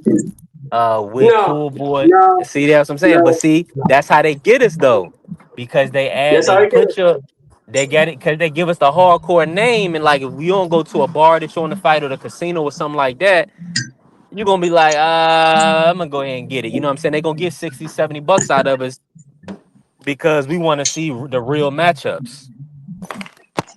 So PBC know what Yeah, they're doing. Bruh. yeah. They know exactly what they're doing. Now, oh, Mark fell off. Let me ask you this, Miss. I didn't get to play. I want to play this for you today. We're gonna pivot real quick. Cause I don't, you didn't get it. You weren't on the show yesterday, were you? Yeah, I was there for a little while. Go ahead, play. Did we talk about Shador Sanders with you yesterday? A little bit, not much. All right, yeah. While I got you in the building, I wanna kind of recap a little bit from yesterday and get your thoughts and kind of let the people hear what you got to say about it because you know it's value on that. But first, I'm gonna play what Rex Ryan had to say about Shador, kind of his concerns with him and everything. And I spoke about it yesterday, in depth. But essentially, man, these guys are not playing. Beefy not covered Boost versus Lima. Hey, bro, we got a whole week for Boost versus Lima. I'm gonna bring Mr. Sheldon on. We're gonna talk about Boost Lima. Let's hold on. Let's support Boost in this real quick for our brother Carrier. You know we got to support all Black American fighters. What's your take on the Boost Lima fight, Mr. Shelton? And do you believe that Boost is gonna be able to take over 154? Well, in my opinion, that's just my opinion. Now, that don't make it law. Hey. Lima is motherfucking Roman Villa with a little bit of pop. That's all he is. Yeah, Boost should beat the hell out that nigga. 100%. He's tailor made for Boost. He don't move his feet. He don't move his head. Boost ain't got to look for him. He gonna be right there. Tailor made for Boost. Yep, that's a This fight fact. don't tell me nothing. This fight don't tell me nothing. Because Boost should smoke this dude. I need to see Boots in there with somebody who is on his level or at least close to it. This dude, sorry to say it, B3, I don't give a damn about that IBO belt. This dude Lima is neither. He's not on his level and he's not close to Boots' level.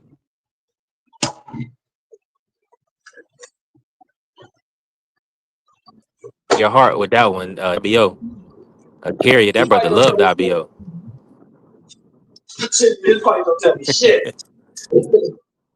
He's supposed to beat the sleeves off this Nah, dude. yeah, that's a fact. And I mean, in short order. Yeah. In short order. So hopefully he comes. Yeah, hopefully he comes with a good game plan, to kind of give Boost some good work. But Boost is a great talent, man. Definitely a great talent. Yeah. Yeah. Now let me play this clip for you real quick, Mr. Moore, Rex Ryan, what he had to say about Shador. An outstanding coach. All right, go ahead. All right. But why the hell isn't he putting Shador Sanders? We're all waiting to see the Shador Sanders be the guy or Gabriel, whatever. Something's missing. Something's missing with this kid. This kid talks. He runs his mouth like I could be a starting quarterback with his arms crossed like this. Get your ass in the front row and study and do all that. If I know, the whole league knows. Quit being an embarrassment that way. You got the talent to be the quarterback. You should be. You should be embarrassed that you're not the quarterback now. We'll see if they make a change there. And now let me play the response for you, Mr. Moore. You ain't gonna hear much from Shador, but the people want to see his response. Okay. Vocally, anything to say? I guess it's tough. I guess one more. I guess what do you think? You have to show, show to some coaches just to have them have that belief in you that you can, be ready.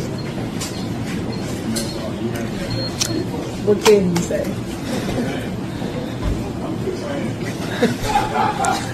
How much does Joe been important to both you and Dylan in terms of your guys' like development to this point?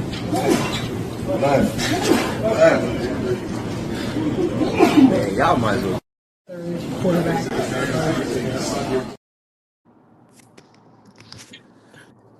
So yeah, as you can see, the young brother Shador, he mimes his responses. He didn't really want to say any comments. Of course, when he talks as a young guy, he puts his foot in his mouth. In a sense, when he's trying to be funny or charismatic or be himself, the corporate America, older people, they're not playing around. People that's working every day of their life. I'm gonna be honest with you, a guy that's Rex Ryan age, or some of these guys in these organizations, they're very serious people because their livelihood is on the line. So when you're talking about the franchise quarterback, they want you to be a leader of men. They want you to be the first one in, last one out. They want to be somebody that the whole franchise can depend on.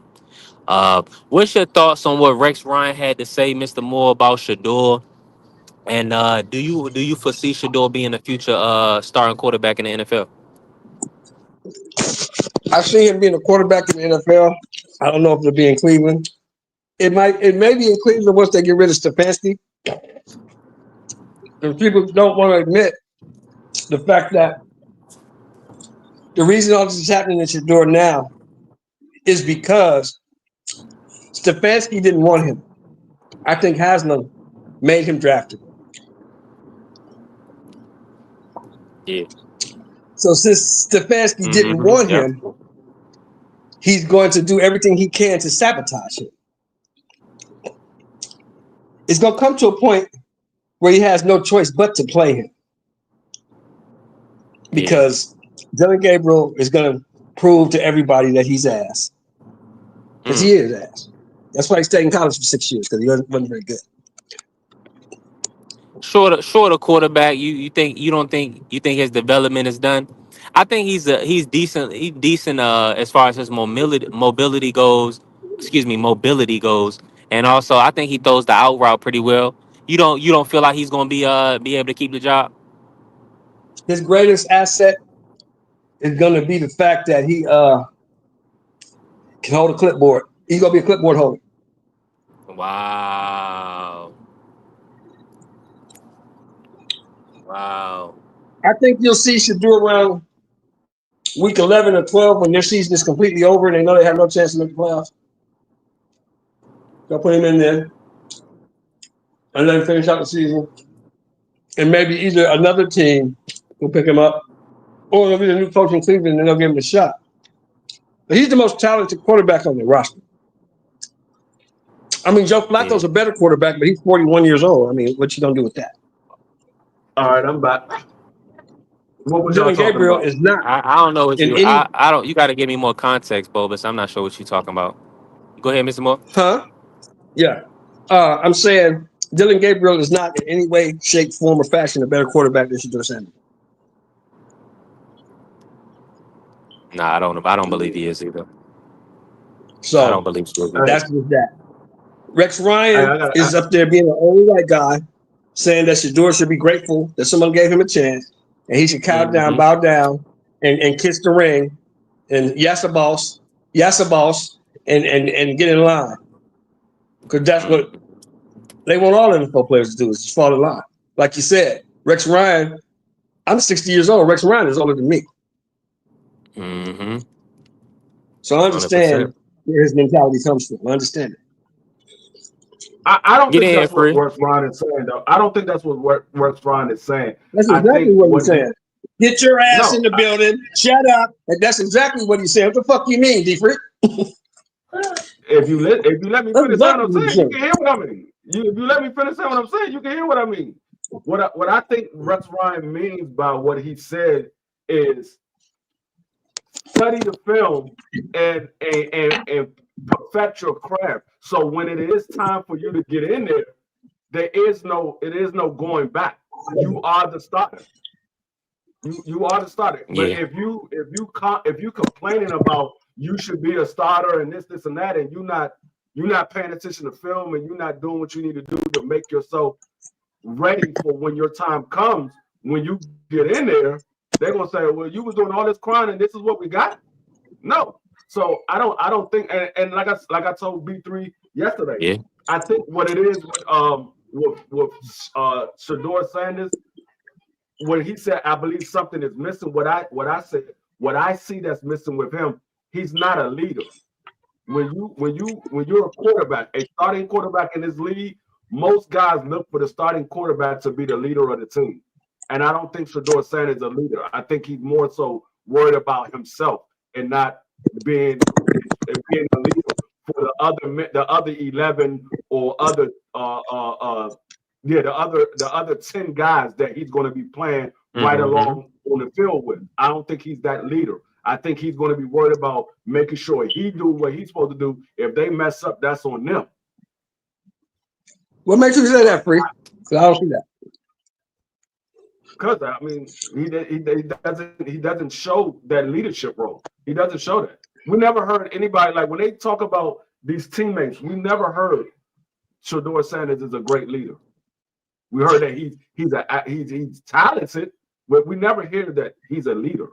When we hear about these other quarterbacks, when they was talking about all these other quarterbacks, and they talk to these other classmates and these other players that played along the side of them, most of the time when we hear these guys that end up being starters, we heard, oh, that person's a great leader, or that person, he knows how to lead a team. This person right here, he's always in the film room. He's always showing. He show us by example. We don't hear that from Shador Sanders. We just hear about him. We just hear about him. We don't hear what he does to help his team. Now, you don't think in any way, shape, or form that could be kind of by design? From what, his father? No, from the team, from the league, from people in charge. It could, but I'm not going to sit here and say everybody that has this opinion are all against Shador Sanders. I'm going to say at some point we got to start looking at it and say, okay, maybe this stuff is true. If everybody says the same thing, everybody can't be lying. Right. Let's see, here's my only pushback to you is this. You said that you don't hear nobody. No, what you said was you can't be sitting around complaining about you should be a starting quarterback. Well, I've never heard about him. I've never heard him complain about not being a starter. I heard him answer a question when he was asked, but I've never heard him go outright and say I should be starting. I've never heard him say that.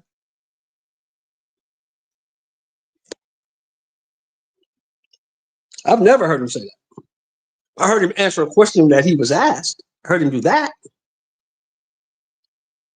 So are you saying he should have answered that question a different way?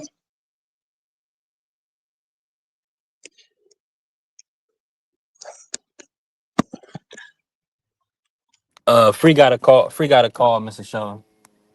Yeah.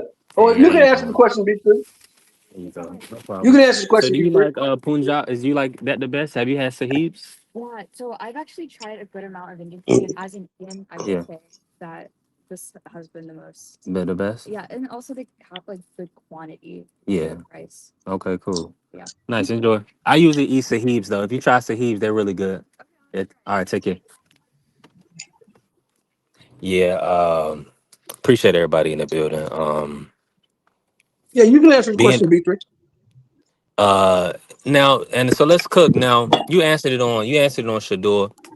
And let's, when Free get back in, if y'all want to, move back, we can. But now, let me ask you this, Mr. Show. Are you leaning one way or another in the Haney Norman fight? Norman. Now, so let me ask you this. What are you seeing? Is it from Norman's side or Haney's side that you leaning one way or another? Have you just not liked how Haney's been looking, or do you feel like Norman Jr. just gonna have too much tenacity for him? He gonna overwhelm Haney? I think Norman Jr. has been at the division. He's fought guys in that division his whole career, and he's a champion in that division. Haney's moving up. He's never fought in that division. Haney lost me when he said, I'm levels above this guy. Yeah. How can you be levels above the welterweight champion of the world when you've never fought at welterweight? That doesn't make any sense Yeah. to me. I mean, And you I can say I think, think and I see, can here's beat the him. thing though. Mm-hmm. Oh, go ahead. My bad. Go ahead. Salute to my brother TD in the building. I'll go with you and say if you think you can beat him, you can beat him. Yeah. Yeah, but I'm levels above this guy. You ain't never fought nobody on his level. So how are you levels above him? Mm.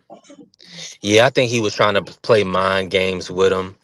Uh, I think, and that's what I'm saying. It's all mind games. He trying to see if he can see a chink in his arm or stuff like that, man. I thought, but it's a poor take. It's, for instance, like, it's somebody that supports Haney. Devin, it's, I don't like his rhetoric. I would more so prefer him to be taking Norman extremely serious. But unfortunately, with the promotion, or whatever the case may be, the fans, disdain or whatever that they, drawn in as far as the marketing wise. I feel like Mm-hmm. that's kind of where that rhetoric comes from. But I think it may be productive in a certain sense, but it also counterproductive. Hopefully he's 100% focused on Norman Jr. Because, like you're saying, the people, once you don't want to become an irritant. Like, people that love you, you want them to keep loving you, keep supporting you. You don't want to become an irritant or antagonize your fan base. Because think about Right. TD Sports. TD Sports a good guy. He's a Haney supporter. But see, the way he talks, his rhetoric. He said, "Look, he prayed Norman knocks him out." You know what I'm saying? Because what he wants is, sometimes you need some act right, and you want a correction in the sport. You want guys that is going to uphold the sport in a certain standard. You see what I'm saying? So Devin has been doing it. He's been taking the tough fights, but we want you to lead by example, man. Just be a leader. You know what I'm saying? And transition into your next phase, which is really supposed to be, you know what I'm saying? What they call it? My brother Two Tone say the Day of Dollars phase. Salute to my brother Boxing Scholar in the building. Appreciate you, Scholar. Let me drop the link just in case, Scholar, if you free. Pull up on us. And all Salute to that's you. what you're saying is cool. You're absolutely right in what you're saying. It's just that, you got beat up by the other dude with slow feet. He got fast hands and slow feet. He beat you up. Now he was on Yeah. Oscar ring. I don't care about how much it was or how much it wasn't. He was on the shit. It was illegal, and he got punished for it. So, but that doesn't change the fact. That doesn't change the fact that you kept getting hit with the same punch over and over again. Yeah. Hey, my brother Back to Scholar, back. he got me rolling. I don't got salute to my brother Scholar. I don't really got too much Tank footage. I do got this right here. Hold on. Let me salute our brother Tank, man. On the Yeah. first time they ever came at me, which they said I will fight Devin, and then when he was saying like Devin was his guy, so I'm like, if Devin your guy, y'all gotta pay me now, extra, like, cause I already know what I'm coming over there. You feel me? I gotta get the knockout. If not, y'all gonna give it to him. So that's what made me like, oh yeah, I see what's going on. So now, give me 2 or 4 or 3 Ferraris. If not, ain't no point in me going over there for. Hey man, you heard the brother, man. Give him 2 or 3 or 4 Ferraris. He'll be over there. Uh one now I got something else. I ain't realize I had this too. You talk way too much, bro. You talk way too much. Yeah, I'm telling you, I can back it up. I told you. Well, you back it up with who? Who you back it up with? What's your fighter? I can be either one. It don't matter to me. I'm here, baby. Yeah, you heard, but you don't fight nobody, bro.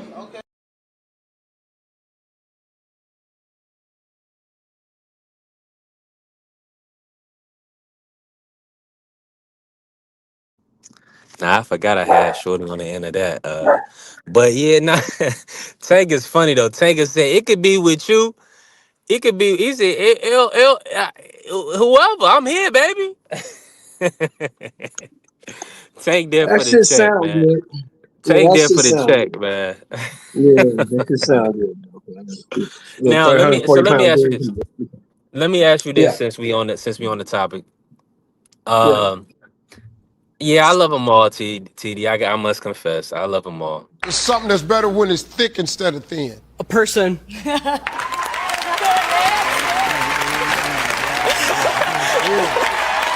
There you I know what you're talking about, boy. Oh, I'm talking about yeah. That's the Queen Delicious. Now, let me get on track. Uh, do you expect after the Jake fight, Mr. Sheldon, do you expect Tank to return to championship boxing? I don't care what he does. Mm. I hope he fights Manny Pacquiao next. I want him to do Mm. what he wants to do. Because that man, the one thing I can't say consistent about that man, he never told me a lie. He never Yeah. told me that he wanted to be the best welterweight, the best lightweight ever. He never said he wanted to be an all-time great. He never said he wanted to be a top guy in the sport. He Yeah. said, I fight to change the circumstances for me and my family. That's what he said. They asked him about big fights. He said, I never asked for those fights. I don't care who I fight. They bring me a contract. I don't even look at the name. As long as the money's right, I sign it and I fight. That's what he said. So after he said that to Wallow, everything else he ever said after that, to me, it sounded like Charlie Brown's fucking teacher. Wah, wah, wah, wah, wah, wah. I don't hear it. Because you told me what you about. I don't have no high expectations from you. I expect you to do exactly what you're doing right now. That's why I expect you to chase the money. Yeah, so I ain't mad at him. Shit, that's what he said he was gonna do. I just don't understand why his friend is disappointed or upset when he told you what he was gonna do. The problem was you just didn't believe him. That's the only issue.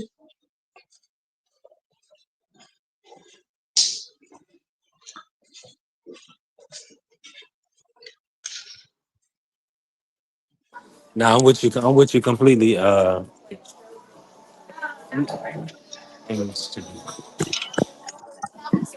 Perfect. Thank you. You too. Appreciate you. My bad. I got a little, music in the background. Yeah.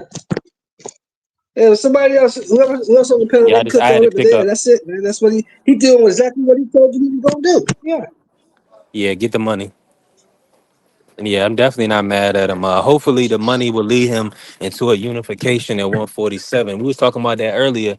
You said Pac-Man, so let me That let ain't me play. happening. Let me put this out to you, Mr. Sheldon. So you got Pac-Man upsetting Rolly, and then Tank moving to 47 to become a 4 division champion, fight Pac-Man. I would if Pac-Man can win that fight, and Rolly's not a very good boxer, so it's not out of the realm of possibility that Pacquiao could win. I don't see it, but he could win that fight. He could win that fight. If Pacquiao wins that fight, of course Tank's gonna fight him. Tank is the type of dude, in my opinion, this is what I see. Tank doesn't like to be challenged. He don't want to get in there with dudes like a Lamont Roach or anybody that's gonna challenge him. He want to get in there with dudes he think he can whoop. Yeah, that's what And it's I ain't looking mad at like. him because he told me that's what he was about. That's what he told me he was about. So I ain't mad at him. That's what he said. So how can you be mad at a dude for doing what he said he was gonna do? You really can't. hmm I'm with you on that. He said Rolly got one good win. I mean, that win got an asterisk on it too, man. We don't know if that brother was point shaving or what. I mean, that was just the weirdest performance. That was an awful, horrible performance. The Ryan versus Rolly. That was disgusting, man. I mean, the brother put his hands in his pocket for 9 rounds. see, but you gotta understand that Ryan. Y'all gotta understand. Ryan had one good night in his career against motherfucking Devin. That was his one Yeah. shining moment. Ryan isn't very good either. Mm-hmm. Yeah, and he got and that moment is tainted. Shoot, he showed Right. his ass. He showed his ass in a major way. In that moment, we was like, "Damn, Ryan." It's like, brother. He said, "F this weight, F this promotion. I'm doing what I want." That So dude ain't very good either. So yeah, and the sad thing was, Brody told you in the build up to the fight, I've been whooping his ass for a long time. You remember that? You forgot about that? yeah, yeah. He told us. I've been Yeah, whooping he this told. dude Yeah, ass for years. yeah. That's a fact. Hmm. That's a fact. So Rolly wasn't Now, let shocked. me He ask was you this, surprised. Go ahead. what do you want to see? I mean, because he keeps putting out cryptic messages, tweets, and stuff like that. Errol Spence Jr. Do you feel like we're gonna see EJ return to the sport of boxing, and do you want to see Errol Spence I mean, I don't return to the mind it. sport? I'm not a dude that hates Errol. I don't mind it. I mean, Errol, Errol did what he did. Errol was good at what he did. He did what he did.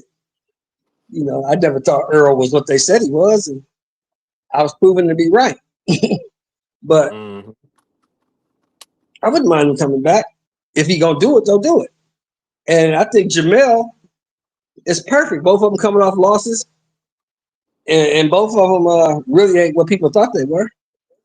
And they both gonna just stand in front of each other and throw punches. So yeah, I would love to see it. Bring them back if they gonna come back. But stop with all the cryptic tweets and this and that and that. Stop with all that. If you're gonna fight, Yeah. fight. Hmm. The Jamil versus EJ fight. If they line that up, who you siding with in that matchup? To me, that's a true 50-50 fight. I go with Mel. I think Mel will beat EJ. Mm. You think he'll box him? No, he'll beat him up. Mm. Mm. Mm. Mm. Mm. All that EJ's a monster. EJ did all that.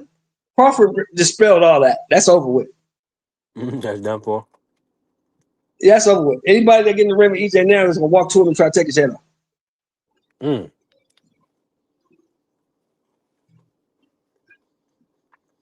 Now, All that invincibility and eye collector, all that's over. That's gone. That's over with.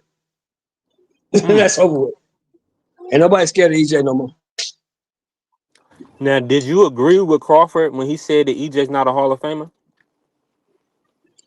He been in one division his whole career. He fought a bunch of guys who ain't going to the Hall of Fame. And the guy that is going to the Hall of Fame, he lost to. You tell me if he's a Hall of Famer or not. I believe he is. To be Okay, honest well. with you, and I'm gonna say this. I'm gonna say why. Mm-hmm. For one, he stopped Kell Brook, who's gonna be in the Hall of Fame. Now, whether I don't believe foresee these writers keeping a lot of these names. We know these champions, these two-time champions or whatever. I don't see these guys keeping them out. And maybe they're not first ballot, but I do feel like they'll be in the Hall of Fame, right? So Kell Brook, I think he's a Hall of Famer. I do think Mm-hmm. Sean Porter will be in the Hall of Fame. I also I agree with believe that. Mike. I I agree with also that. believe. Sean Porter, I I agree with also that. believe Mikey Garcia is going to be in the Hall of Fame. I agree with that. And for his 140 run and who he's fought, Danny Garcia will 100%. And also selling out all those Barclay events, man. I Like don't Danny's think got Danny gonna be there. I don't think that. Danny will get in because every big fight he had at 47 he lost. Every one. He was unified at 140, right? Yeah. But every big fight he had at 47 after he beat Robert the Ghost Guerrero for that vacant title. Every big fight he had at 147, he lost. Lost them all. We know how the fight went down, Carrier, but Kell Brook beat Sean Porter, who you just said is a Hall of Famer. So Kell Brook, I mean, yeah, he went up and fought Triple G and came down and fought Earl Spence. He could have dropped the belt. He didn't have to do that. So we And got to put see, and, respect and, on and I guys have that to do take this fights. too. Hold on, B3. I got to do this too. I got to stop looking at it through Terrence Crawford's perspective, right? Because let's just think about this. If you had accomplished in boxing as much as Terrence Crawford has accomplished in boxing, in your opinion, like in his opinion, a whole lot of these dudes ain't Hall of Famers. Am I right? In comparison, if he's if he's comparing their careers to his, the standard, right? Whole lot of these dudes ain't getting in. Am I right? So that's what I stopped doing. I can't look at it like that. I can't look at it like that. Now, by EJ, let me revise this statement, and you're right. By EJ collecting all 3 belts and was dominant at welterweight for that 3, 4, 5 year run, yeah, he probably will get in the Hall of Fame. Because I have to think back, Arturo Gotti's in the Hall of Fame. Rest in peace, Arturo Gotti. So how you gonna have Arturo Gotti in the Hall of Fame, but not Errol Spence? It just that don't make no sense. That don't make no sense. Nah, it's not adding up. Especially when you talk about a guy that's generating pay-per-views that had that much fan interest that he was able to bring Mikey Garcia up to 147. Come on now. That dude had Texas on lock. This brother had. Yeah. I just, it was just it was so nasty and spiteful and evil between Arrow fans and Bud fans. And sometimes I let that shit, get in the way of being, being objective. And I had niggas tell me they was gonna beat me up, and they was gonna fly out here and fuck me up, and I'm a bitch, and if they see me, they're gonna do something to me. Oh, I ran into one of the dudes though. That's what I learned how YouTube really works. Because one of the dudes said he was gonna slap me as soon as he saw me. So I went to the Barrios and Tank Davis fight, right? In Atlanta. Walked into Hooters, and guess who I see? Guess who I see, B3? The nigga. The dude that said he was gonna slap me as soon as he saw me. So I used to sit at the table with his partners. I walked over, like, what's up, man? Like, oh, hey, Chef, what's up, man? So yeah, hey, man, didn't you say you was gonna slap me? Ain't that what you said? As soon as you see me, you gonna slap the shit out of me. Remember that? Oh man, that was, I'm just clicks and views. You just talk on live. Oh, okay. I said, all right. Well, chopped it up a little bit when it sat down, but then I realized, okay, because I thought, being older, I thought, when you say something, I believe you. I believe what you say. You say you're gonna do it, I think you're gonna do it. Yeah, we from the old school. Your word is your bond. Yeah, you said you was gonna do it, so but then I learned. I said, okay, let me back up off these dudes because they're not really with it like that. Okay, I got it. You know what I'm saying? I got it. I teach. And as you guys say what you mean and mean it you say. That's why. Oh, go ahead, Free. No, I was saying I teach my sons that all the time. If you say something, that means you gotta go do it. Don't sit here and tell me, oh, I'm gonna go do this, and then I ask you a couple of hours later, oh no, I ain't do it yet, but I'm gonna go do it. Well, I asked you that a few hours ago. Why you haven't done it yet? Yeah, exactly. If you say Free, because you see me and Free, right, being from the military, right? Me and Free both being military guys. We understand that if you tell me you're gonna hurt me, motherfucker, I believe you. I believe you're gonna do everything you say you're gonna do. Yeah. So you gotta handle them. So when I see you, don't be saying why you tripping. Why am I tripping? Because you said what you was gonna do to me. So I gotta get you first. That's why I say I'm from that school. My father said, if somebody said they want to fight you, there's no conversation when you see him. You go up and you start swinging. He know what you're there for. He said he was going to fight you. There's no conversation. Like too many these guys now, they have a whole conversation after they say, when I see you, it's on site. Okay. You see me and we having a whole conversation. Nah, ain't no conversation. Yeah. What you That's talking the end of about? the conversation. Okay, that's the end of the conversation right there. Okay.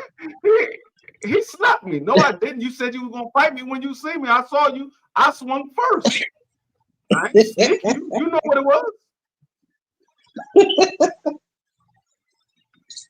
But yeah, I was telling B3 Free that the vitriol, it was so nasty. Remember when we was going through the Errol Spence Crawford thing? It was so nasty. And everybody was just evil with the shit. That sometimes I let that shit cloud my it makes me biased. And sometimes I don't be objective when I think about that shit. You know, like they asked me if Errol gonna be in the Hall of Fame. Yeah, he gonna be in the Hall of Fame. Yeah, he'll be there. Yeah. I believe Errol Spence is a Hall of Famer because he beat everybody there was to beat except for Bud Crawford. I mean, if you want to count Manny Pacquiao as well. He beat everybody except for Bud and Manny. But he was a unified champion. He got all 3 belts, and the only belt that was left was the belt with Bud Crawford. He went and he fought Bud Crawford. See, a lot of people say, "Oh, well, he didn't win that fight." It's not about who won the fight. It's about who you fought. Not about if you won or not. It's about who you fought. Because there's a lot of people in the Hall of Fame that got losses, got miles of losses. Like there's guys in there with like 20 losses. There's guys in there with 13 losses. It's not about who you lost to. It's about who you actually fought. How many losses Mickey Ward got? Because he up in there. Real facts. He got probably about 6 or 7. I can pull him up real quick. I'll pull him up real quick. Yeah, Mickey Ward got a few losses. He might have 10. He might have 10, Free. Yeah, he might.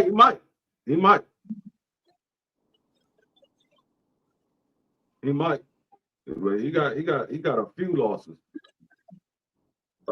Mickey Ward, his resume. I mean his record.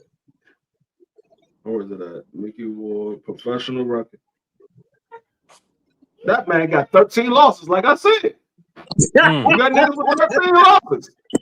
Like I said, you got niggas with 13 losses. That man with Mickey Ward is 38-13 with 27 knockouts. He had 51 fights, and 13 of them was losses. Yeah. Dang. Like I said, you got guys with. So he's in the Hall of Fame, but Errol Spence is not going to be with 1 loss. And it's not like Errol Spence lost to some bum. He lost to the #1 pound-for-pound fighter in the sport. Right. Like I said, you got guys in the Hall of Fame that got 13 losses. You got guys in there with 20 losses. Yeah.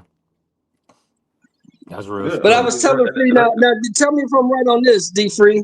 I was telling B3 that if you look at it through Bud Crawford's eyes, a whole lot of these dudes wouldn't be in the Hall of Fame. Am I right? Yeah. I mean, if you look at even if you look at Arturo Gatti in the Hall of Fame, he got 9 losses. He got 40 wins and 9 losses. He's in the Hall of Fame. Yes, that's why I was saying. That's why Bud probably said what he said about Errol, because he's looking at it. He's comparing his career to Errol's, and in his eyes, Errol just don't match up. Yeah, I mean, in his eyes, Errol is not on his level. He beat Errol, and he should think that way because he beat him. He should think that, not anybody else. He should think that. But if you say Errol Spence is not a Hall of Famer, or he's not a good fighter, then you can't give Bud Crawford credit for that win.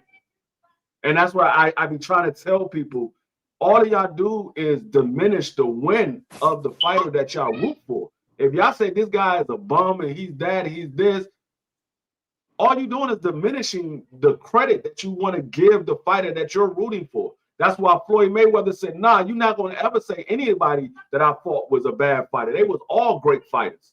You would never hear Floyd say anybody that he fought was bad fighter because he want all the credit for everybody that he's ever beat. He want every single credit for it. Whether we believe they was bums or not, he's going to tell you that they was great fighters because he want the credit.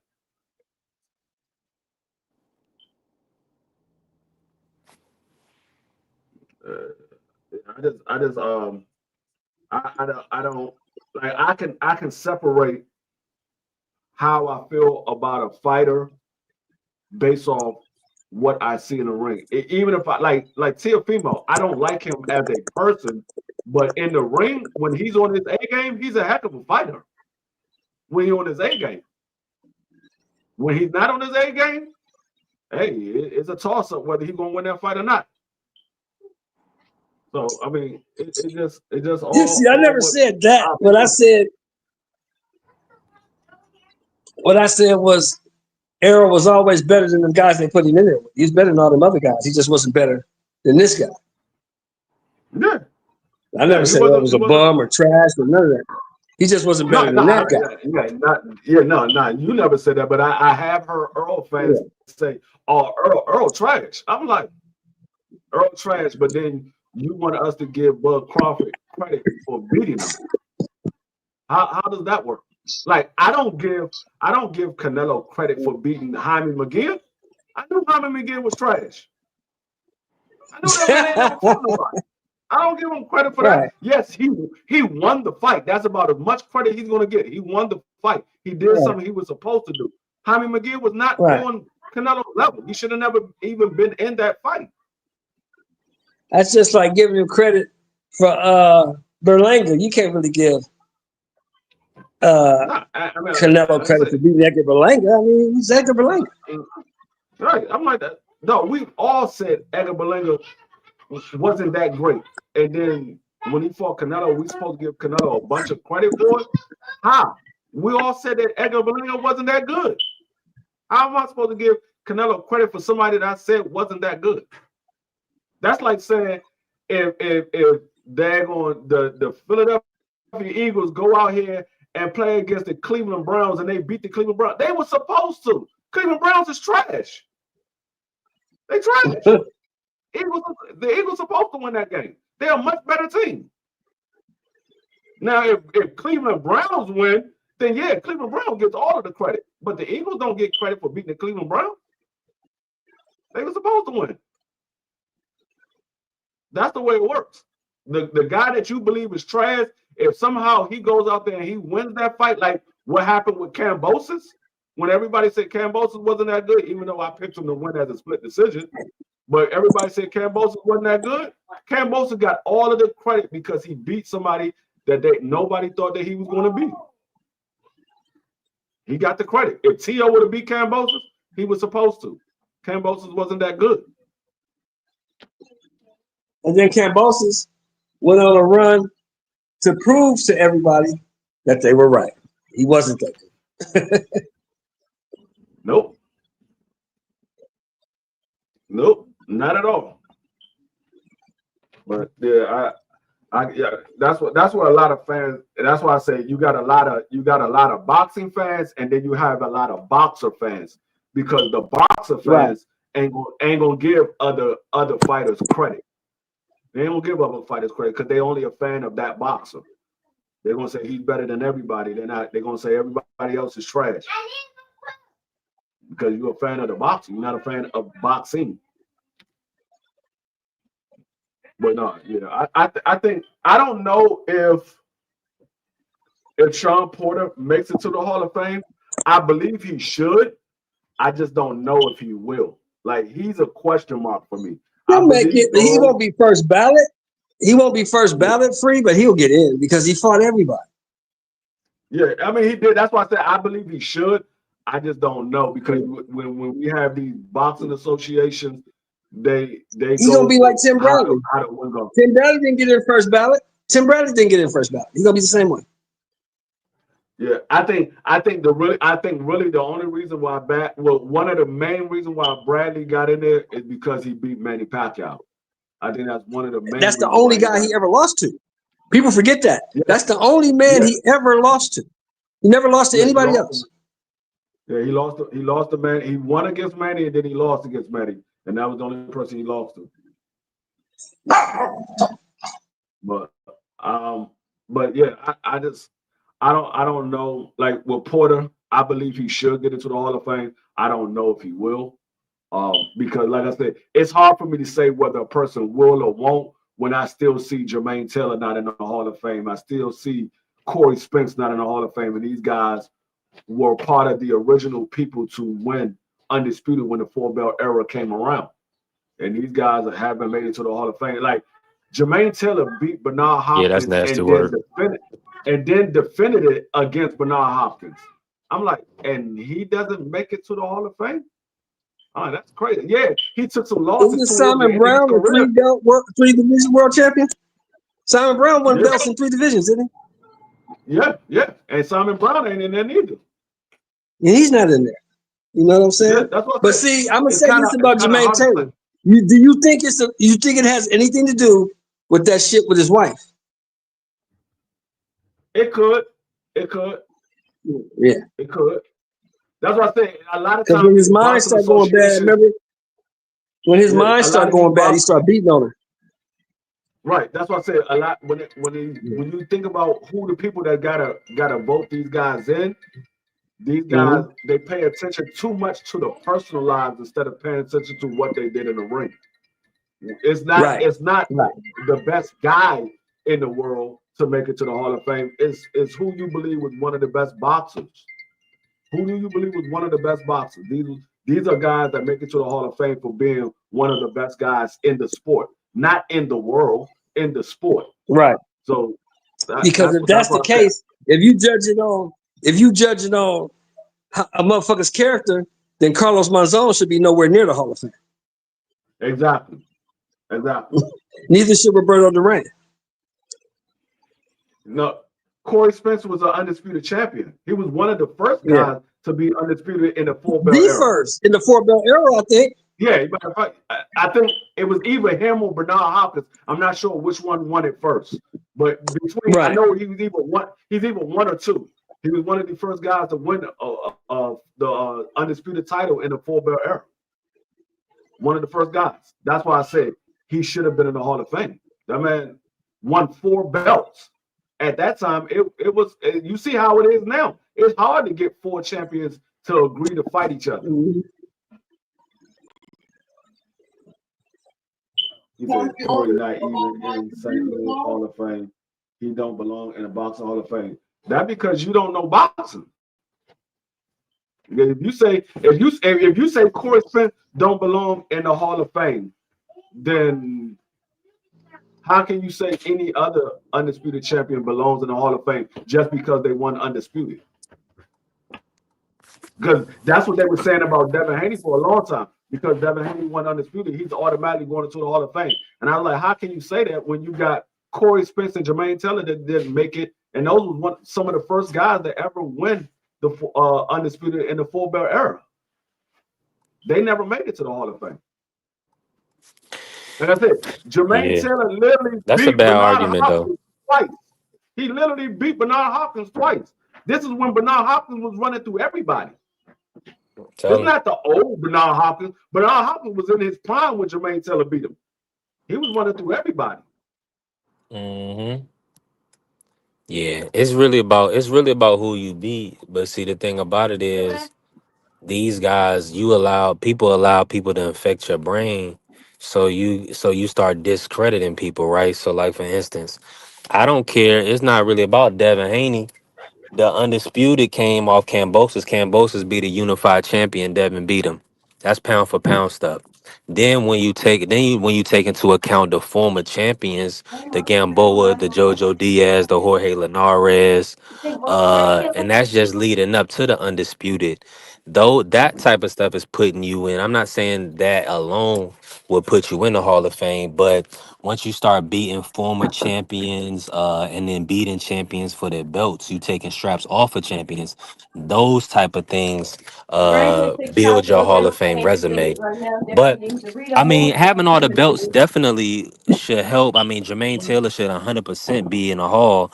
I don't know whether I may have missed whether he did something he wasn't supposed to do. I'm not sure what the issue is. But is the issue the fact that he doesn't have the names like enough? His resume is not deep enough. I mean, because to not have him in there, it don't really make sense. No, that man was He like I said, he beat Bernard Hopkins in 2005 for the undisputed title. Who else did he fight? He fought from 2001 to 2014. I'm trying to think of the other notable guys that he beat. He fought William Joppy. He beat him. He You talking fought Jermaine Taylor? Yeah, Jermaine Taylor. He fought Raul Marquez. Raul Marquez. He beat him. Like I said, Bernard Hopkins twice. This man was I didn't even know he was part of the Olympic team in 2000. He's an Olympic fighter. He's a multi Golden Glove champion. He's a Goodwill Game bronze medal champion. Let me see who else. He beat Qasim Usam. And he beat Corey Spinks and Winky Wright.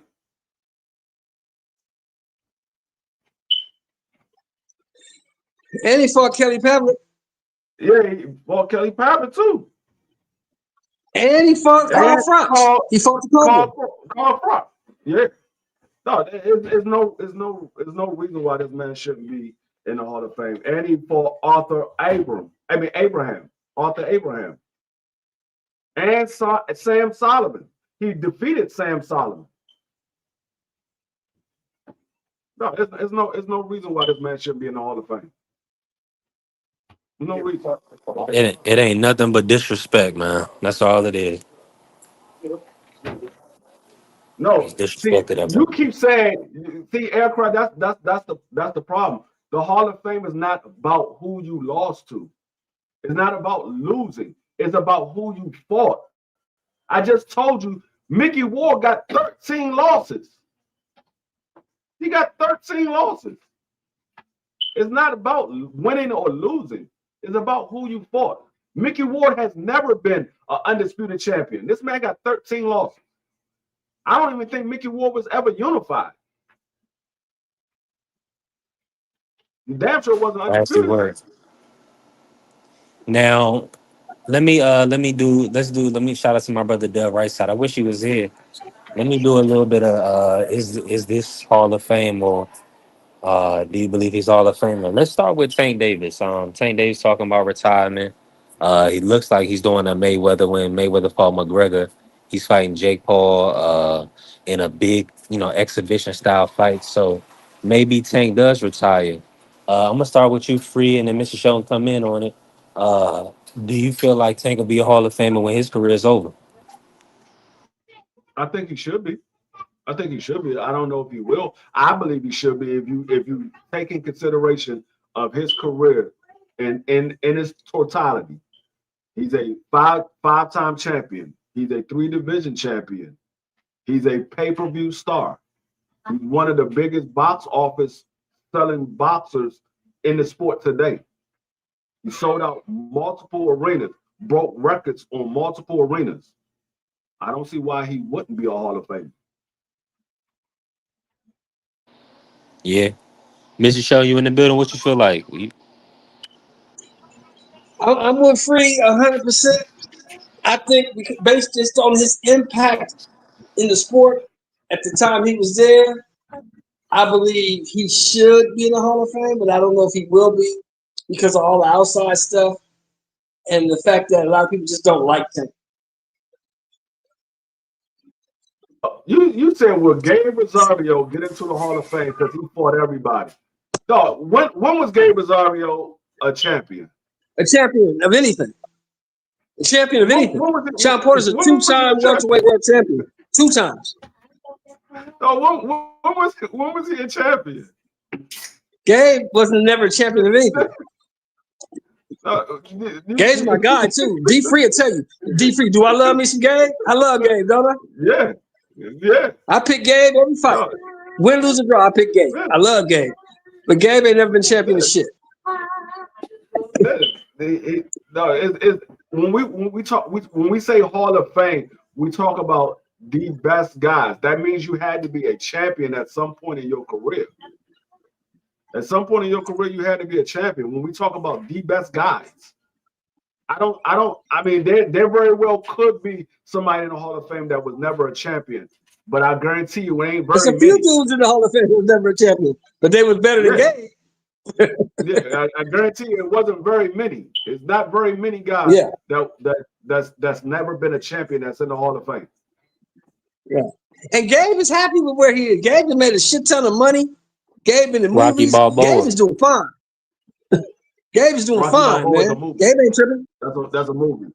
The only reason why Rocky Balboa is in the Hall of Fame is because everybody thinks of Rocky when they talk about boxing. They say best boxing movie. Everybody thinks about Rocky. That's one of That's the the first best movies boxing they movie ever always say. made. Come on, man. 100%. The first That, three. That's the best three boxing movies ever made. Am I right? I like that's what I Hurricane said. Carter. I like Well, Hurricane But Carter really wasn't a boxing movie. It's that about him wasn't really spending a time in boxing movie. You're prison. right. yeah, You're right. yeah, That's a good that point. was a documentary. That was a The documentary. It was Yeah. more of a documentary Creed type movie. movie, the Creed with Michael B. Jordan was good though. I think that's high on the Yeah, they Rocky. good. Those are good. Now, That was pretty but good. the Yeah, originator, the innovator, the guy who the started first it all, three, Rocky Balboa, ain't nothing gonna top that, man. yeah, Nothing the gonna first top three Rocky, Rocky 2, Rocky 3, nothing definitely, gonna top that. Ain't nothing gonna top it. yeah. I And mean, then he a came out, lot of remember the people got, contender? Hey, Free, remember the contender series? yeah. They came Man, out A with that lot that. of Yeah, that's people, what got Rocky in the Hall of Fame. I know yeah, y'all a saw lot of Rocky people when paid y'all was attention little, to. but that No, movie, I'm gonna tell you right I now, mean, the quality, Rocky. I understand the historical representation, but like But the storylines I'm was gonna tell you like fire. this. No, but see, Rocky brought a lot of people to boxing by watching that movie. Brought a lot of people So to did. boxing. So Uh, did. yeah, my bad, y'all. But I'm talking about like as a movie. You got to see when his girl, she couldn't hear. She was like a musician. She couldn't hear. No, I mean They you got that was a you fire got movie. movies. You got movies nowadays, but see back then in the 80s, no, you 70s. didn't have the Rocky tech. came out in 77. Yeah, 77. Yeah, 77 when the first Rocky came out. But back then, you didn't have the technology that you got now. So yeah, movies are going to be a lot more. It's going to have a little more action. You're going to see a little more blood splatter Right. because they got better technology now. But back Yeah. then, man, Rocky was off the chain. I'm Well, already that was knowing. the Hey, shit. There was nothing Undisputed topping it, bro. with Vin Rames, Undisputed. Now, I like the one with what's that guy? Mike? Is it Michael Jai White? Um, Oh, the Undisputed, them movies. yeah. That was the most bullshit ass movies ever made. I loved them though. Yeah, This they was nigga in fire. prison, her world champion, and get the fuck out of here. But Now, anyway, but Michael Jai White can really throw down though. no, yeah, he's a fighter. He's Yeah, an actual martial artist. I can say he's a fighter. He's a martial yeah, artist. yeah. Salute to the family, Tim Layton in the building. Appreciate you pulling up, Tim Layton. Yeah, we in here working, man. We just talking Hall of Fame. We talking great movies now. Uh, I mean, what's the? I'm tripping right now. I forgot the name of what's the movie? What's the boxing movie with Damon Wayans? Oh, it's like white. Oh Isn't my it like the Great White god, Height? Yeah, the the Great Great White White Height. Hype. Yeah, now What's that that was one? funny. Free. What's that one with Jake Gyllenhaal? What's it called? Uh, I know what you're talking about. Him and the nigga, the Forrest The Whitaker dude. Him and Forrest Whitaker. I don't remember. I can't remember the name of it, but I remember. Million Dollar Baby. Yeah, you seen Million That's a Dollar Baby? cold movie. That's a Yeah, cold movie. man. That That's a was cold flick. yeah. That's what I'm I love that saying. movie. Like we love Rocky and all, but like you saying, they did some crazy. $1 Million Baby was crazy. Yeah, That that was was. I might basically a watch that. I story. might watch But that. see, Rocky, you know who Rocky, you know what that story really was, right? Break it down for me. That was Chuck Wepner's story. That was really Chuck Wepner. Yeah. You Oh remember yeah, that shit, Free? If Rocky. you Yeah, old enough to yeah, remember yeah. that? Free stepped away. Oh. What it was is Hmm. Ali had a fight set up and the opponent got injured and pulled out. And he needed a replacement. So he went and got Chuck Wepner. Chuck Wepner was a tough dude, a club fighter Hmm. out of Bayonne, New Jersey. They called him the Bayonne Bleeder. Mm. And he got Chuck Wepner, gave Chuck Wepner a shot, a dude that nobody would have gave a shot to. And Chuck went Mm-hmm. 15 rounds with the champ. He went 15 rounds. He got knocked out in the 15. He got knocked out in the 15, but he went 15 rounds. And that's where Rocky was at. Sylvester Stallone was at that fight, and that's where he got the idea for Rocky. Yeah, that makes sense. That makes sense. Shout out to Rocky, man. Shout out to Sylvester Stallone. Uh, you know, great actor, great mind. Yeah. He used to go with that. He was sleeping in his car when he wrote that. So he fucking he came out. He struck gold with that one. Yeah, 100%, man. The Rocky series blew up. Now, was that his first big series? I mean, big movie, because I know he had Rambo. Yeah, Did he that do was the first Rambo time where after? he was really the star. He was in like other movies, like he had other little shots in like this one movie about the little gangsters and shit. And, but after that Rocky movies what really put him on the map. Ooh, After shit. Rocky, he was nothing. He was all gas, no brakes after Rocky.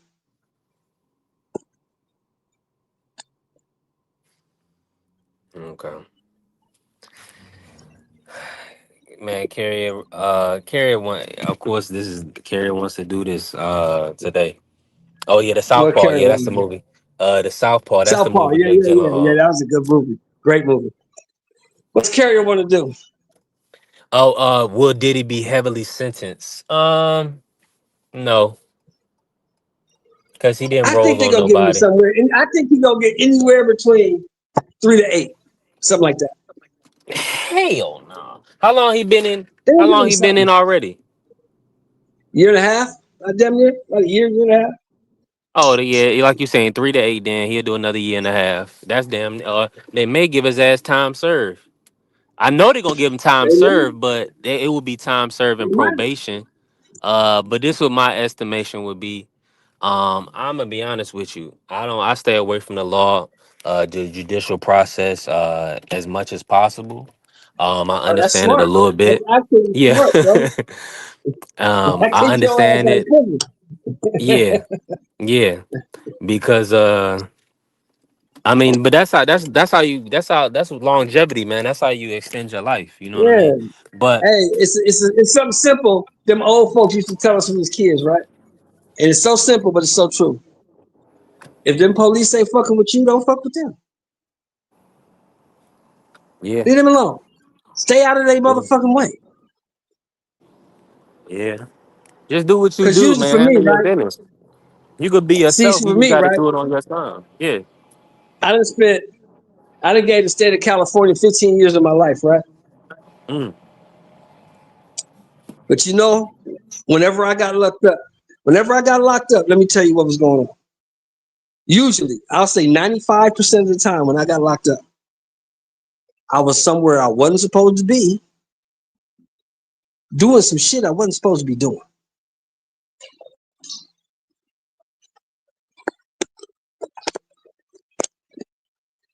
I mean, that's usually how it happens.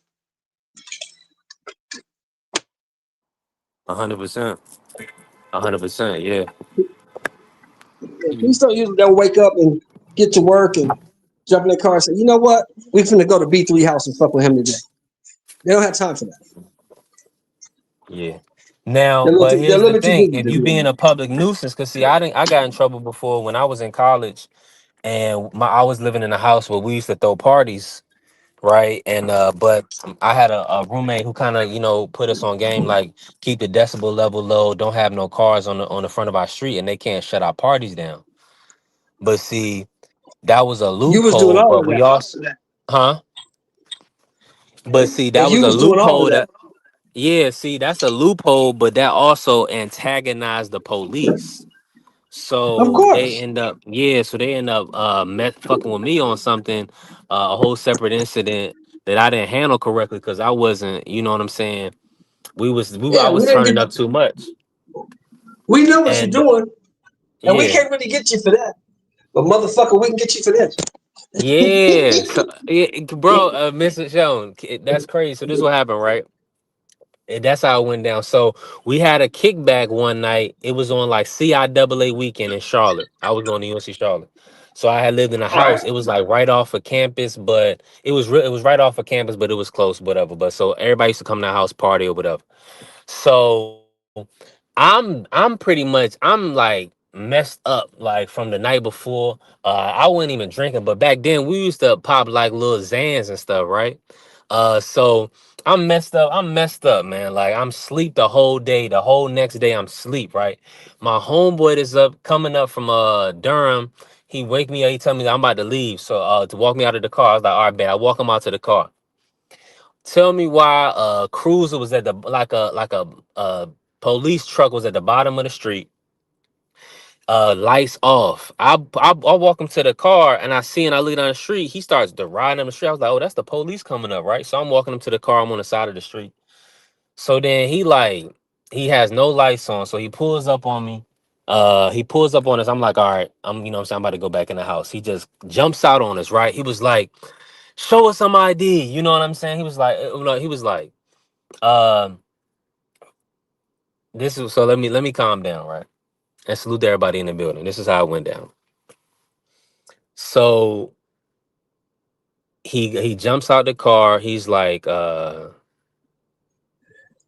do you You like? He's gotta like, where do back you up to live? the Xanax because your whole shit went out. So you gotta back up to the Xanax. Okay, so that's just some like in college, we used to pop Zans and stuff like that. Unfortunately, just being young kids. Uh, I did, you know what I'm saying? And we smoke weed, whatever. This like little party favor stuff, nothing major. But that the night before, I don't know. I feel like it was like weird. Like I don't remember the whole night before on CIAA weekend. It was the Saturday we went out. We were supposed to go to a Lil Wayne concert. Not a Lil Wayne concert, but Lil Wayne was supposed to be at the club, right? So I'm pretty much we done popped the little pill or whatever, thought it was like a Xan or something, and next thing you know, I don't remember the whole night. I sleep the whole next day. So my homeboy wake me up, right? He wake me up. He's like, "Yeah, I'm about to go back to Durham." You know what I'm saying? Walk me out or whatever. So I'm like, "Dang, all right." I'll get up, walk him out. A police truck is at the bottom of the street. Now, keep in mind, they know we throw parties. They probably knew because we was having a kickback. They was having a kickback. I was asleep. I lived with three other people, and they were popular. You know what I'm saying? Probably even more than me. So they was cap. One of my homeboys was a capper. The other one, you know what I'm saying? He was the one that put us on with some other things. You know what I'm saying? But he didn't go to school or whatever. So anyway, he wasn't in school. So the police cruise was at the bottom of the street, lights off. It was an SUV. He pulls up the street. I'm walking my homeboy out to the car for whatever reason. I don't know why. Oh, maybe I believe I was targeted. Probably now that I'm thinking about everything because it was other people at the event. Now they was on the back porch. It was like a little kickback at the crib. So he jumps out in front of me and he says, he jumps out, right? He jumps out, he opens the door, he jumps out the car, he says, where do you live? So, me, I'm like inebriated and messed up from the night before, you know what I'm saying? I'm like, I live right here. This is my house, you know what I'm saying? He was like, let me see some ID. I'm like, okay, I can get you some ID. I gotta go to the house, right? So me not, thinking nothing of it, I turn like I'm about to walk to the house, right? He grabs me on my over like my shoulder. So like I'm like, whoa. So me, I threw him off of me.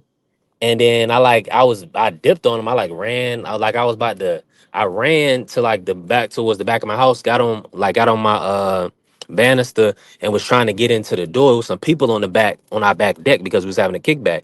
So I was trying to get in. The door was locked for whatever reason. I couldn't get in the house. The officer run around, of course, the house, and then he put us all at gunpoint or whatever. He put me at gunpoint, but it was like 12 of us on the back deck at this point. So everybody seen me pretty much get arrested. But the thing is, the reason why I brought that up, Mr. Shogun, because what we was talking about, the charge that they got me on for everything else to proceed is he said I was impeding traffic. Now, keep in mind, I live in a cul-de-sac. I'm like the third house in, but it's only like maybe it's 9 houses on the whole cul-de-sac street. I'm like the third house in, right? So that's what I'm saying with the police and what we was bringing up Diddy and they didn't get him on the other charges, but they gonna get him on certain charges, right? And like with police, the way they set up paperwork, a lot of times they have to have a reason to cite you or a reason to have a situation or confrontation with you in the first place, right? An incident. So he said I was impeding traffic in the report. He said I was in the street yelling, "This is Savage Street," and that's why he, you know what I'm saying? I guess that's why he, tried I need to you to check. think You know what I'm about saying? something. Had to see what was up with me. I need you to think about something, V3. Now think about all the big cases we know about, right? You with me? You with me, V3? Yeah, I'm Yeah, I'm with you. listening. Okay, think about all the big cases we know about. Now think about all the big cases we know about that turned out years down the line, they were wrongfully imprisoned or false convictions, right? See, people got to understand the Yeah. police can do whatever the fuck they really want to do. But it's going to be on you to prove that they're doing something wrong. And how many years of your life can that take? And like you said, you brought up the movie The Hurricane. Reuben Hurricane Carter cost him 27 years to prove that they was lying. See what I'm saying? So that's why I tell youngsters, Yep. a lot of the shit the police do is not right. We get that. We understand that. But as long as they're in that position, your best bet is to stay out of their way. Because they can fuck up your whole life over some shit you know you didn't do. Yeah. And eventually they may correct it. They may let you out. Yeah. They may even give you some money. But it ain't going to get you them years back. Them years is gone forever. You never get them back. So the best bet is to stay the fuck out there. And which 100%, 150%, and I mean that's what I advocate for because another thing I want to add, I was using a public defender. I was going to use a public defender that she was more prepared. I had ended up hiring a lawyer with my pops. My pops ended up getting me a lawyer at the time. I was 21. And I didn't want the lawyer, but he got the lawyer for me. The lawyers are in cahoots with the judges. They have relationships with these people. So my lawyer when we went to did the little trial or whatever, because it was a little basic little, the situation I just laid out for you. I Yeah. mean, Right. that's kind of a You'll be basic okay. little situation. Now, the judge Yeah. said the judge gave me 20 days in jail because he said that I could have been it was somebody got killed in that manner. He was like, brother, he's like, you should be dead right now. I mean, essentially that's what he's saying. He didn't say that, but he did say it reminded him. I don't know if it was Ahmaud Arbery or somebody's situation, or maybe Trayvon, or he said something, but he was like, because you did this, he gave me 20 days. But let me say this.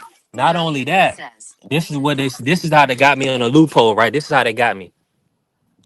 Because I don't like I'm indifferent, but I didn't recognize the cop, right? So because Right. the loophole that the attorney got, they was like, well, it doesn't make sense because we don't have this cop reported of knowing him or seeing him. And I didn't recognize him before that night. You know what I'm saying? Because I wasn't like getting in Right. trouble. I wasn't having run-ins with the cops. Now they knew where my crib was, but Right. I would be in the crib chilling most of the time with with Short, doing my thing. I had a roommate that Right. wanted to do all that decibel level stuff and not have no cars on the street. So I ain't know the cops. But that's the loophole. They said, oh, well, because y'all don't, it's no way that he could have knew you or y'all could have had anything. So we can't say that our cop over, you know what I'm saying, tried to seek you out. Or you know what I'm saying? There Right. wasn't any like but previous steps, you know what I'm saying, for us to try to lean It with you or wasn't side with targeted. you. I didn't But target you. I said I all didn't that to target say, you because of another. Yeah, I didn't target you because of another yeah, because I incident. ain't Is know what you. you're You trying to say. saying he ain't know me before the night. Yeah. Right, exactly. So I couldn't. But if I'd have known that beforehand, I could have lied and said, "Well, yeah, I seen this guy. Him and his boys. They always come to our house and they try to shut down our parties and stuff like that. We know the laws, and I could have did all that, but I wasn't looking to lie. You know what I'm saying? I just told him what it But what is, the and then the judge judge was did, like, "Nigga, you should have never ran from this police officer." yeah, see He the was judge, like, what the "Nigga, don't judge you ever do did, that again in your life." Yeah, and that's why he gave you the 20 days. What the judge did was sat you down so you yeah, could think about what happened. And you only did what, 10 on the 20? How much you do? 10? yeah. Makes Nah, 10 days. You the didn't even whole do 20 20. days. Yeah, Oh, I you did the mean, whole 20? That's 20 yeah. days I ain't mean shit. that but that Half wasn't. it, I mean, that yeah. was. Yeah, it's just the point Yeah. that he was trying to teach you a lesson because Yeah, no in motive, North Carrier. Good Carolina, point. No motive. Yep. in North Carolina, running from police could have got your head blown off. Yeah, 100%. And In a lot of why this cat situations, but he knew. in But Los see, Angeles, the thing California, about it running from is, the police could get your head blown up. It depended on what kind of day that cop yeah, was having man, that day. So yeah, so 100%. like I tell the youngsters in my neighborhood, I tell all youngsters, if you get pulled over by the police, do what they say. Just do what they say. Don't argue with them. Don't tell them they're doing something wrong. Don't do all that dumb shit. Just do what they say and go home. 100%. Cause these That's your motherfuckers will kill best you. bet. Hey, salute. They will fucking kill Yeah. you. And then your parents will be doing all this TV shit and having parades and car washes and fish fries, and you won't be there for none of it because your ass will be in the casket. Because he's not treating me fair. Mm-hmm. You gotta remember something. Only fair you got in this world is a place where they judge pies and pigs, they pass out ribbons. Ain't no fair around this motherfucker.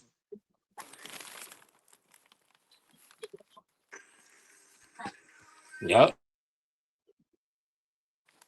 Hey, you ain't saying nothing wrong. Salute to my brother BVO pulling up, man. What's going on, BVO?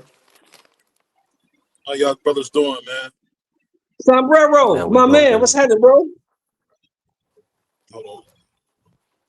How you doing, brother? How you guys doing? And we doing well. We Just just chopping chopping it it up. up, man, about some Road life show. stuff, some real life stuff. You know what I mean? Yeah, I caught what you guys were saying.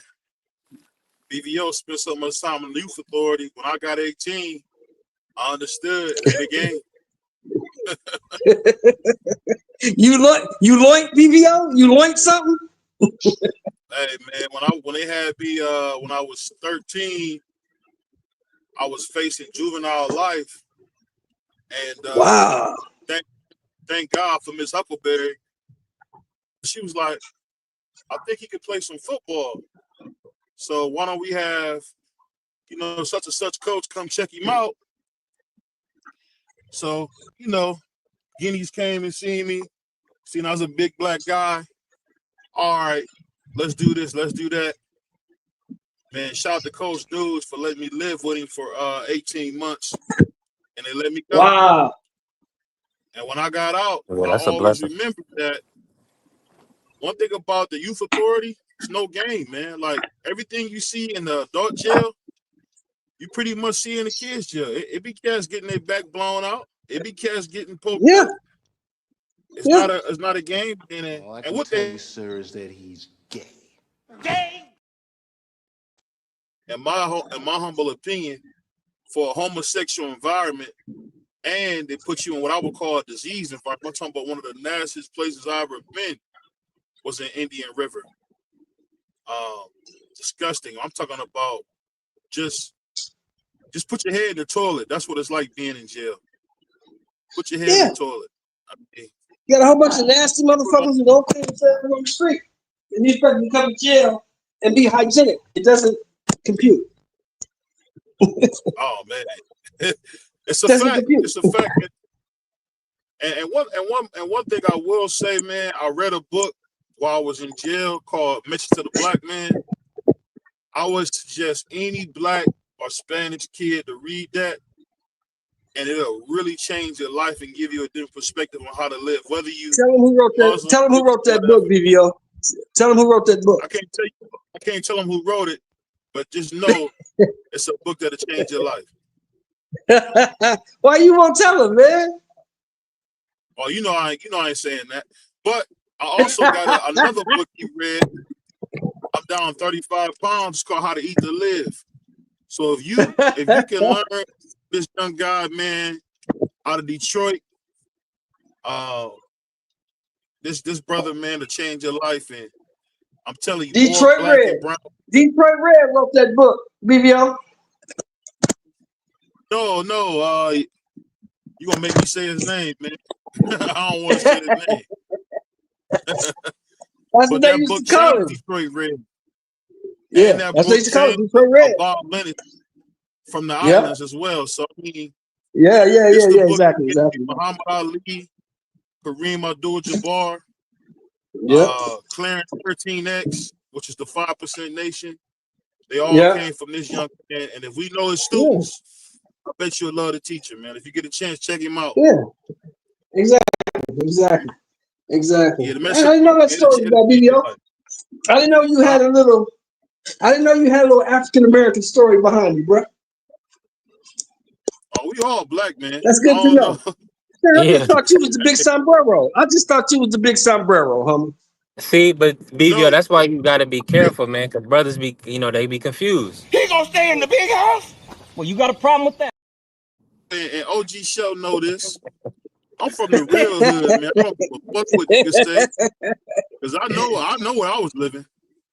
I had, Nick and niggas would clown my mom for having funny with me.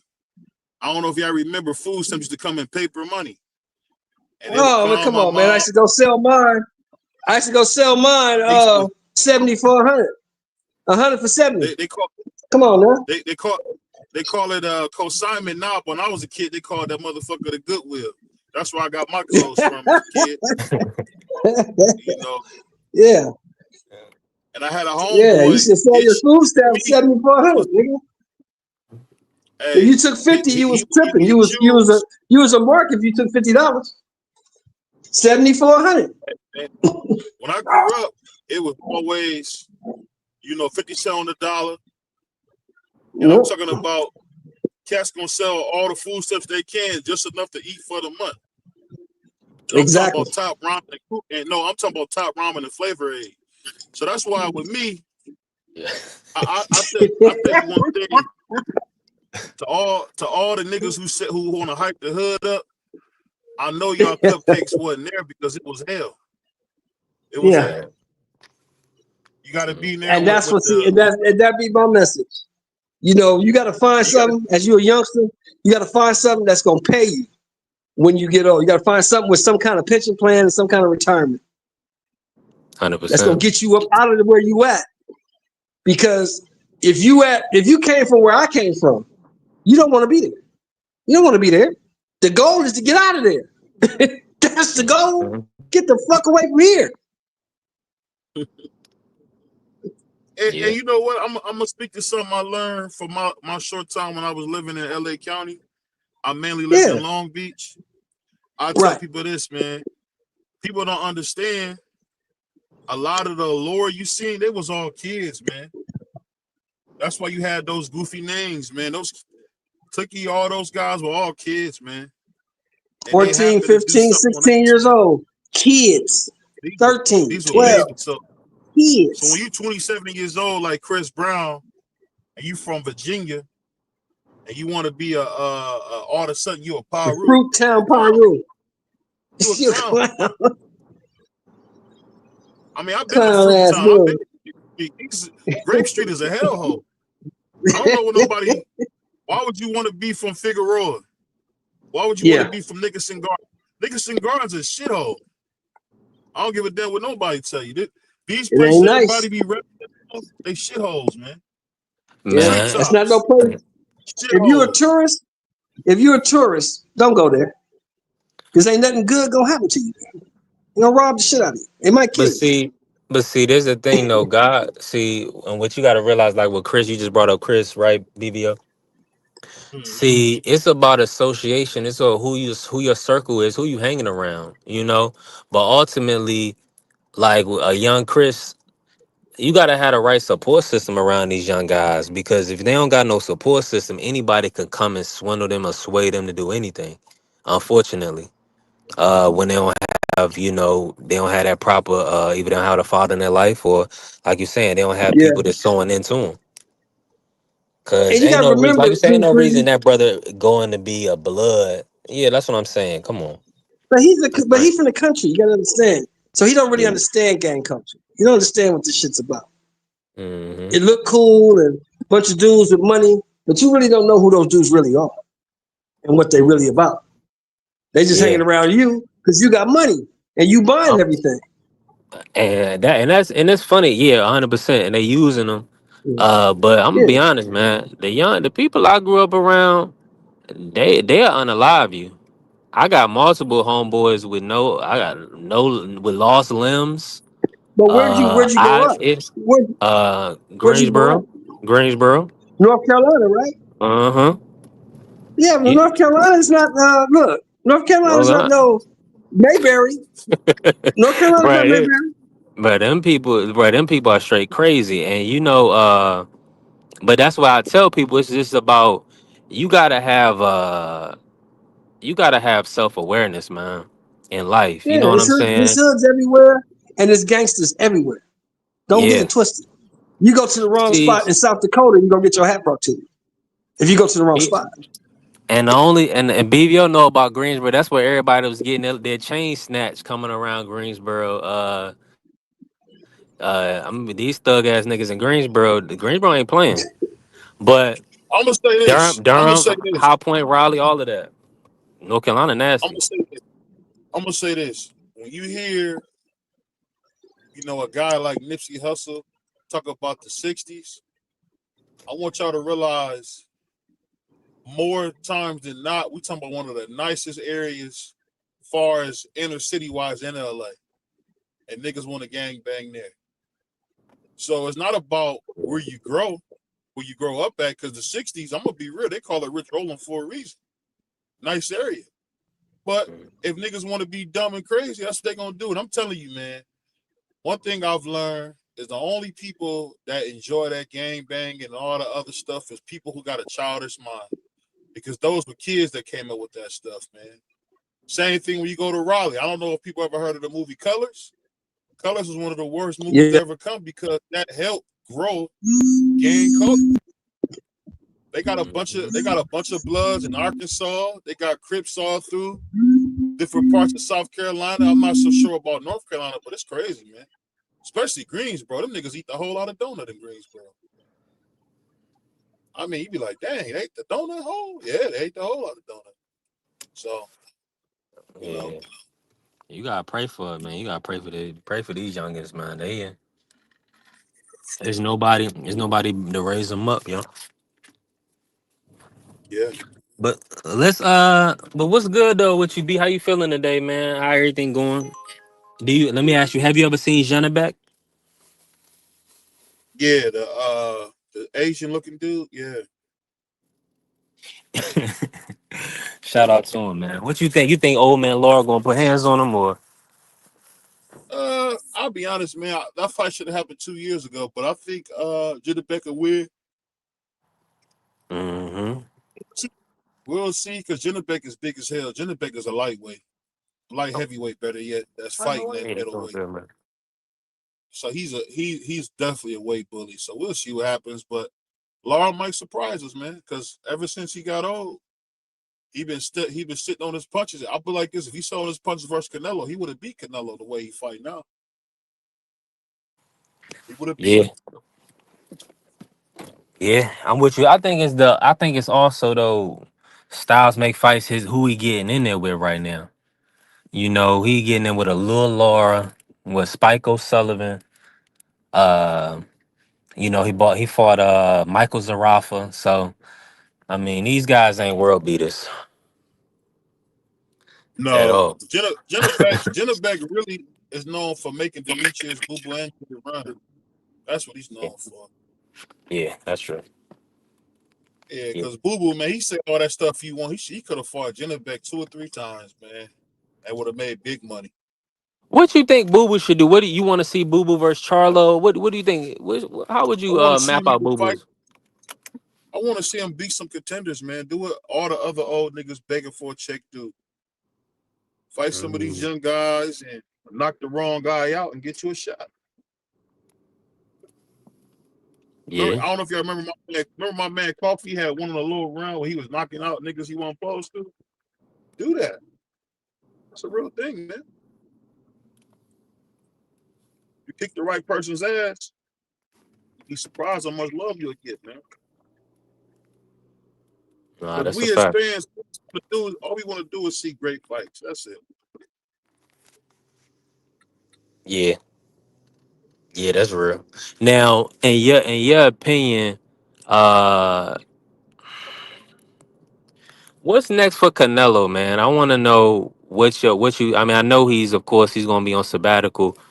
He got an arm injury. What's your take on him for his future? Do you want to see him come back in 2026?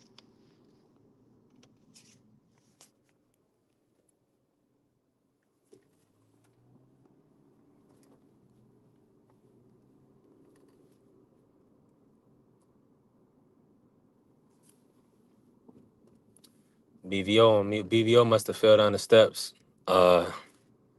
Salute to my brother. 1 second, 1 second. I thought I'm gonna have tell my GPS not working. I'm like, what's going on? I'm thinking it's me, but Hey, appreciate you know what everybody I'll in the say building. about Canelo, Keep man? cooking.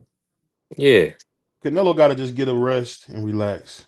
I mean, hmm you know, he's not the first one. I think he's a Mexican Sugar Ray Leonard. He pick and Mm, choose who he want to fight. He didn't got his ass kicked. Let's see what happens now. But mm. ain't no need to denigrate him or talk bad because you get no respect for Bud without this win. So boost Bud up.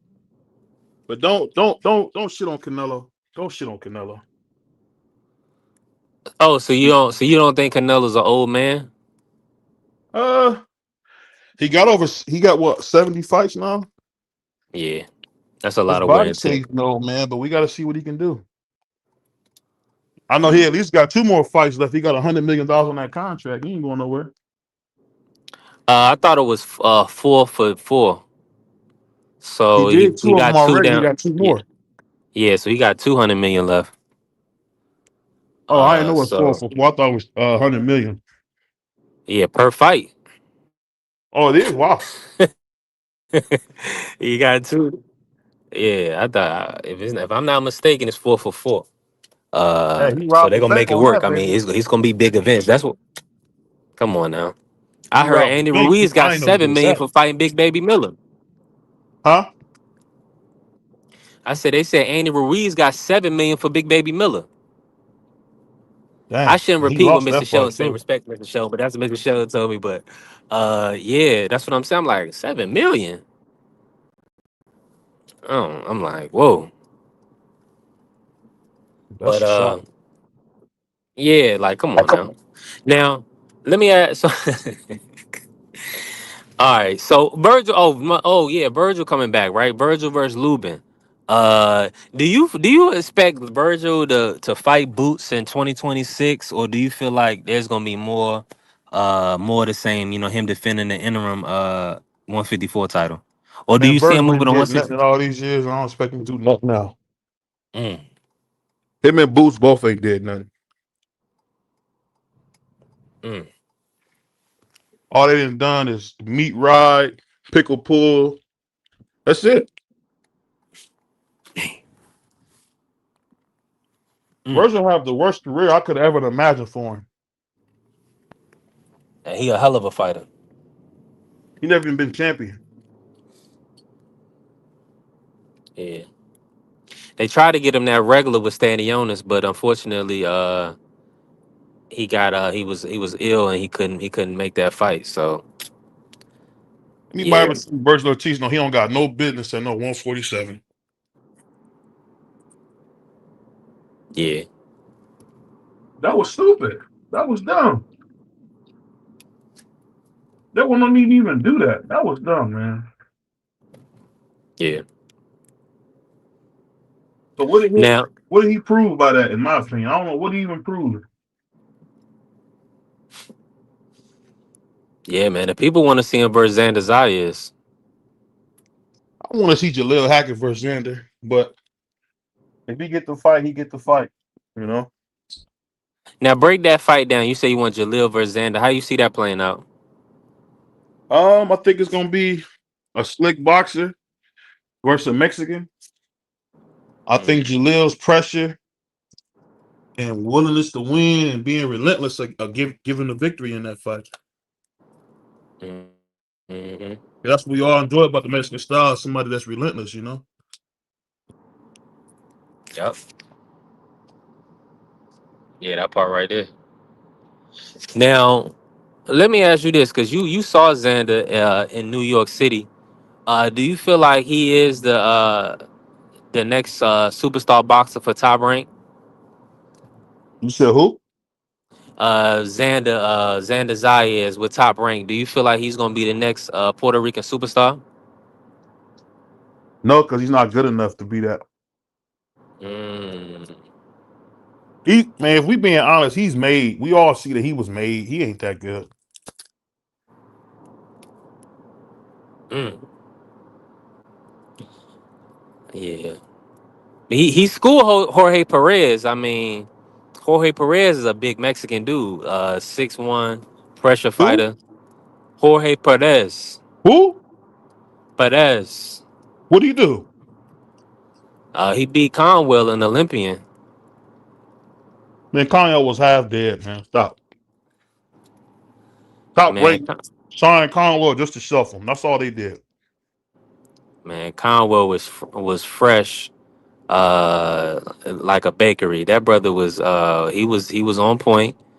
Perez just put hands on him. I mean, Perez was a big 6'1" Mexican. I mean, he's one of the biggest outside of Gilberto Ramirez and Andy Ruiz. Perez probably could be fighting that cruiserweight. Perez, he ain't no joke. I would like to see Jalil Hackett versus Jorge Perez. That'd be a good fight. Two big, strong, solid fighters. Uh, Come on, man, put some respect on Perez. Now, okay, yeah, we moving around. Y'all know this the road show. We working. Appreciate my brother BVO pulling up. D Free be in the building. He handling business. He probably cooking. You never know. Free be working. Uh, I gotta ask you this, BVO. Um,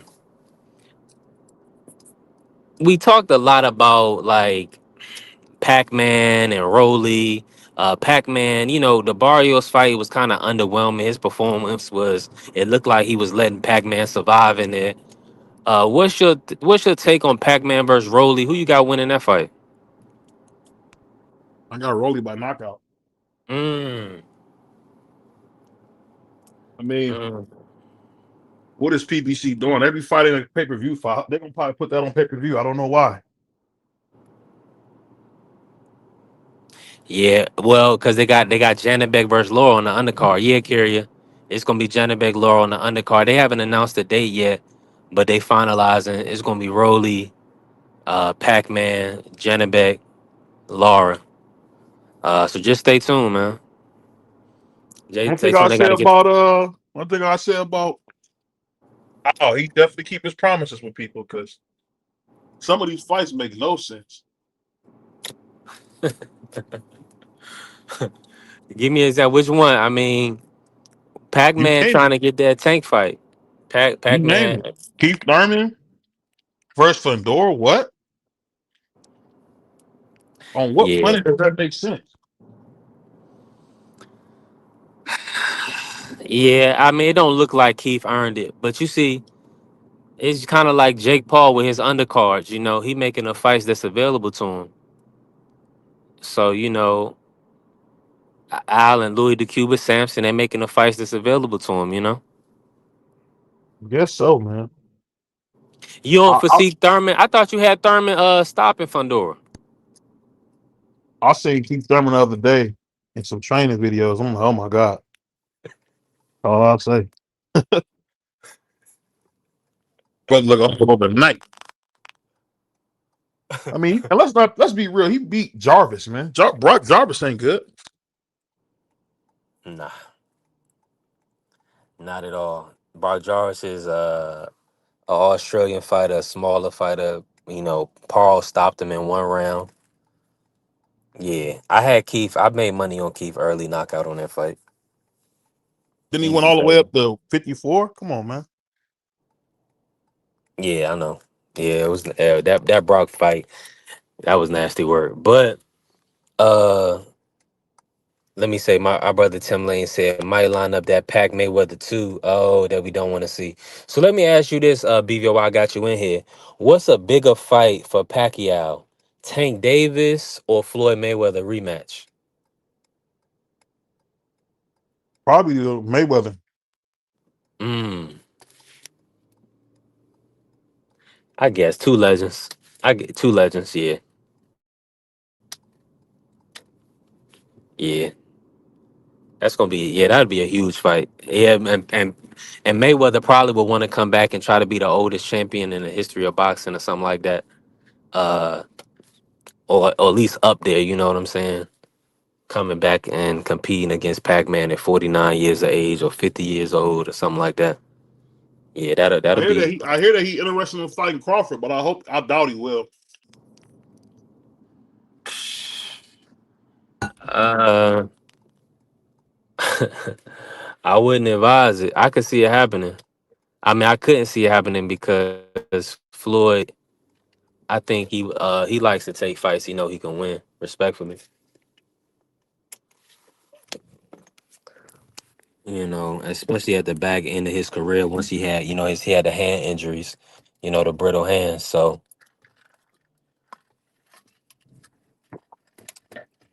that's what the brother dealing with.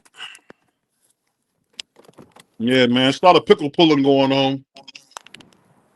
So you would think more guys would be exhausted all that pickle pulling, man. You be like, Jesus, I'm about to pass out. But Well, that's just the new era we live in, BVO, man. There's a lot of homosexuality going on.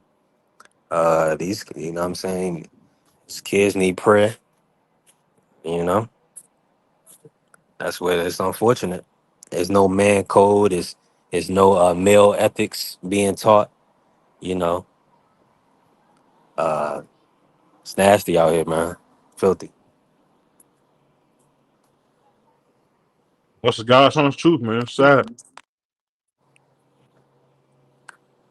All the Let me young black see. guys, all the young black kids I meet is all soft.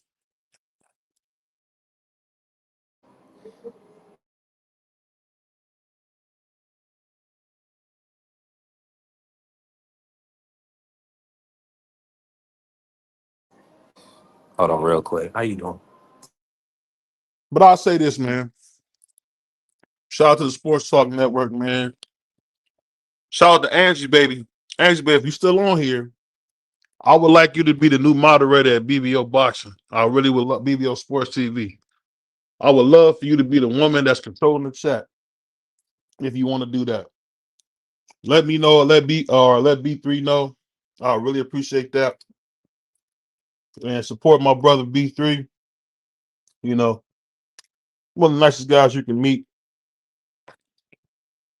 You know, so support him, man. You know, he a mulatto, but he a good brother, man. And I'm out of here, y'all.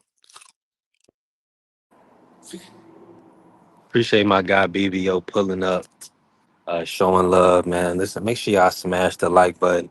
If you ain't follow the channel, follow the channel B3 Picks TV. We definitely working. It's Friday, another great day, another day to give thanks. I'm in nothing but cakes, picking up some work, and man, shout out to the champ, man. Janibek, man, he got his big fight. Uh, I'm loving it, man. I'm looking forward to it, man. Janibek, he's the guy. Janibek Alim Hanala. And another. Oh, the uppercut floors him.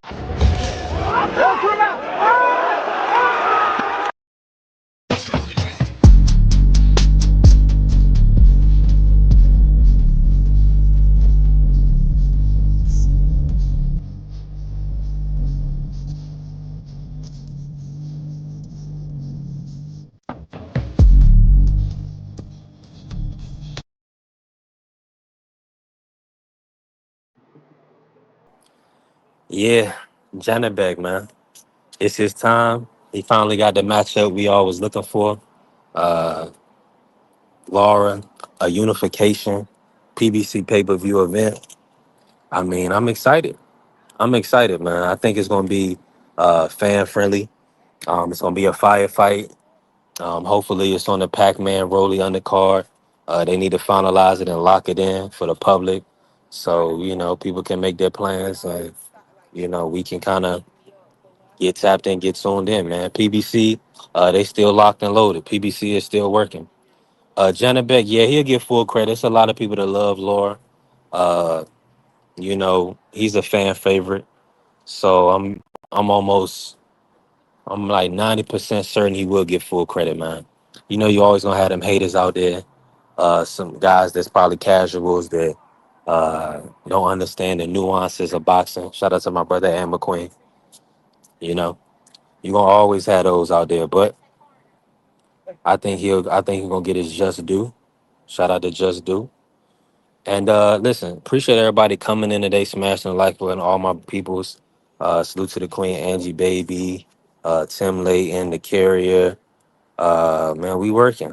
And everybody else that pulled up today, Marky Dan, man, make sure y'all lock on Marky Dan, Democracy 101. Also, D3 Sports Talk, BBO Sports TV. My brother TD Sports Talk, shout out to Thomas. Crush the Legend was in the building. Salute to Crush the Legend. Make sure y'all tap in coffee and donuts for grown-ups. Man, we working. My brother Dub Right Side, shout out to him. Salute. Definitely lock in and follow Dub. Man. And my brother Just Ask Juan. Please ask Juan every day of the week. We working. Hey, bars. Hey, you already know I got him. Let me play my little song while I'm at it. Let me play my I know Marky and Hot Rod think it's catchy, the young guys, so let me play it. Hold on, let me play my joint real quick for y'all while we still here. I should play. I got two songs, Carrie. I got this song called Canelo Meat. Let me hold on.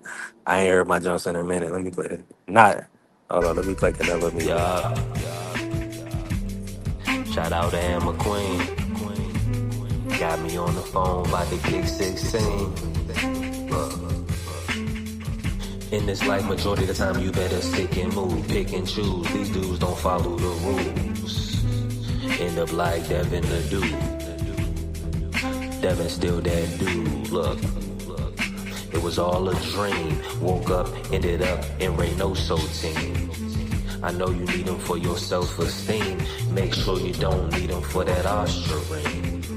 Jojo B want the boys just to keep it clean. How you gonna do that when they don't know what it mean? Cash rule, everything around them, that's the cream. So they don't give a damn about the dream. They're cheap. They won't even try to be discreet. Stay away from that Canelo meat. Yeah. Hold on. Don't run it back.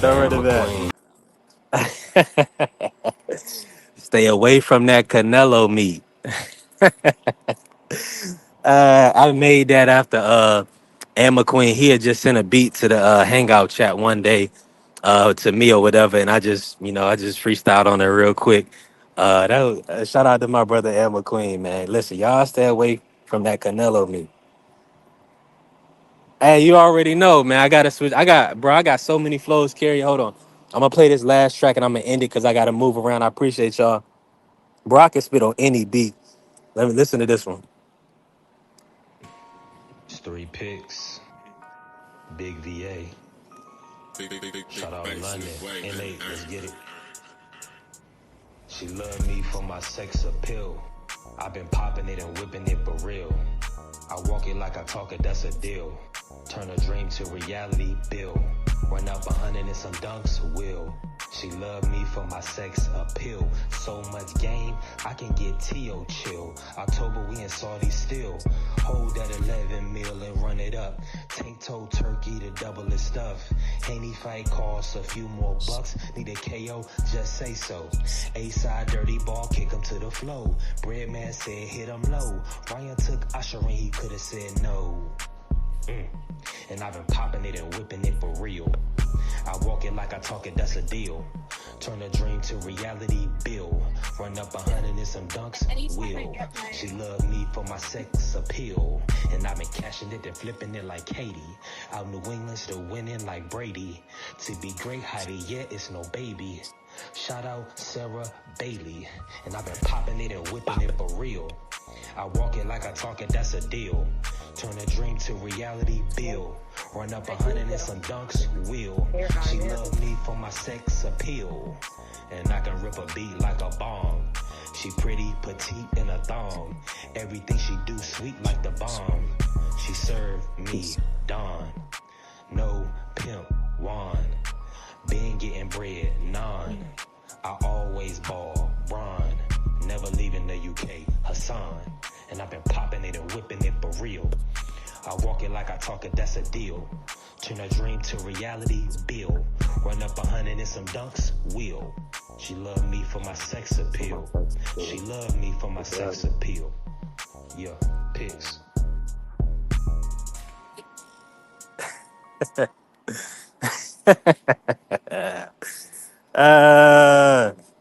You already know, Carrier, man. Listen, I ain't new to this. I'm true to this.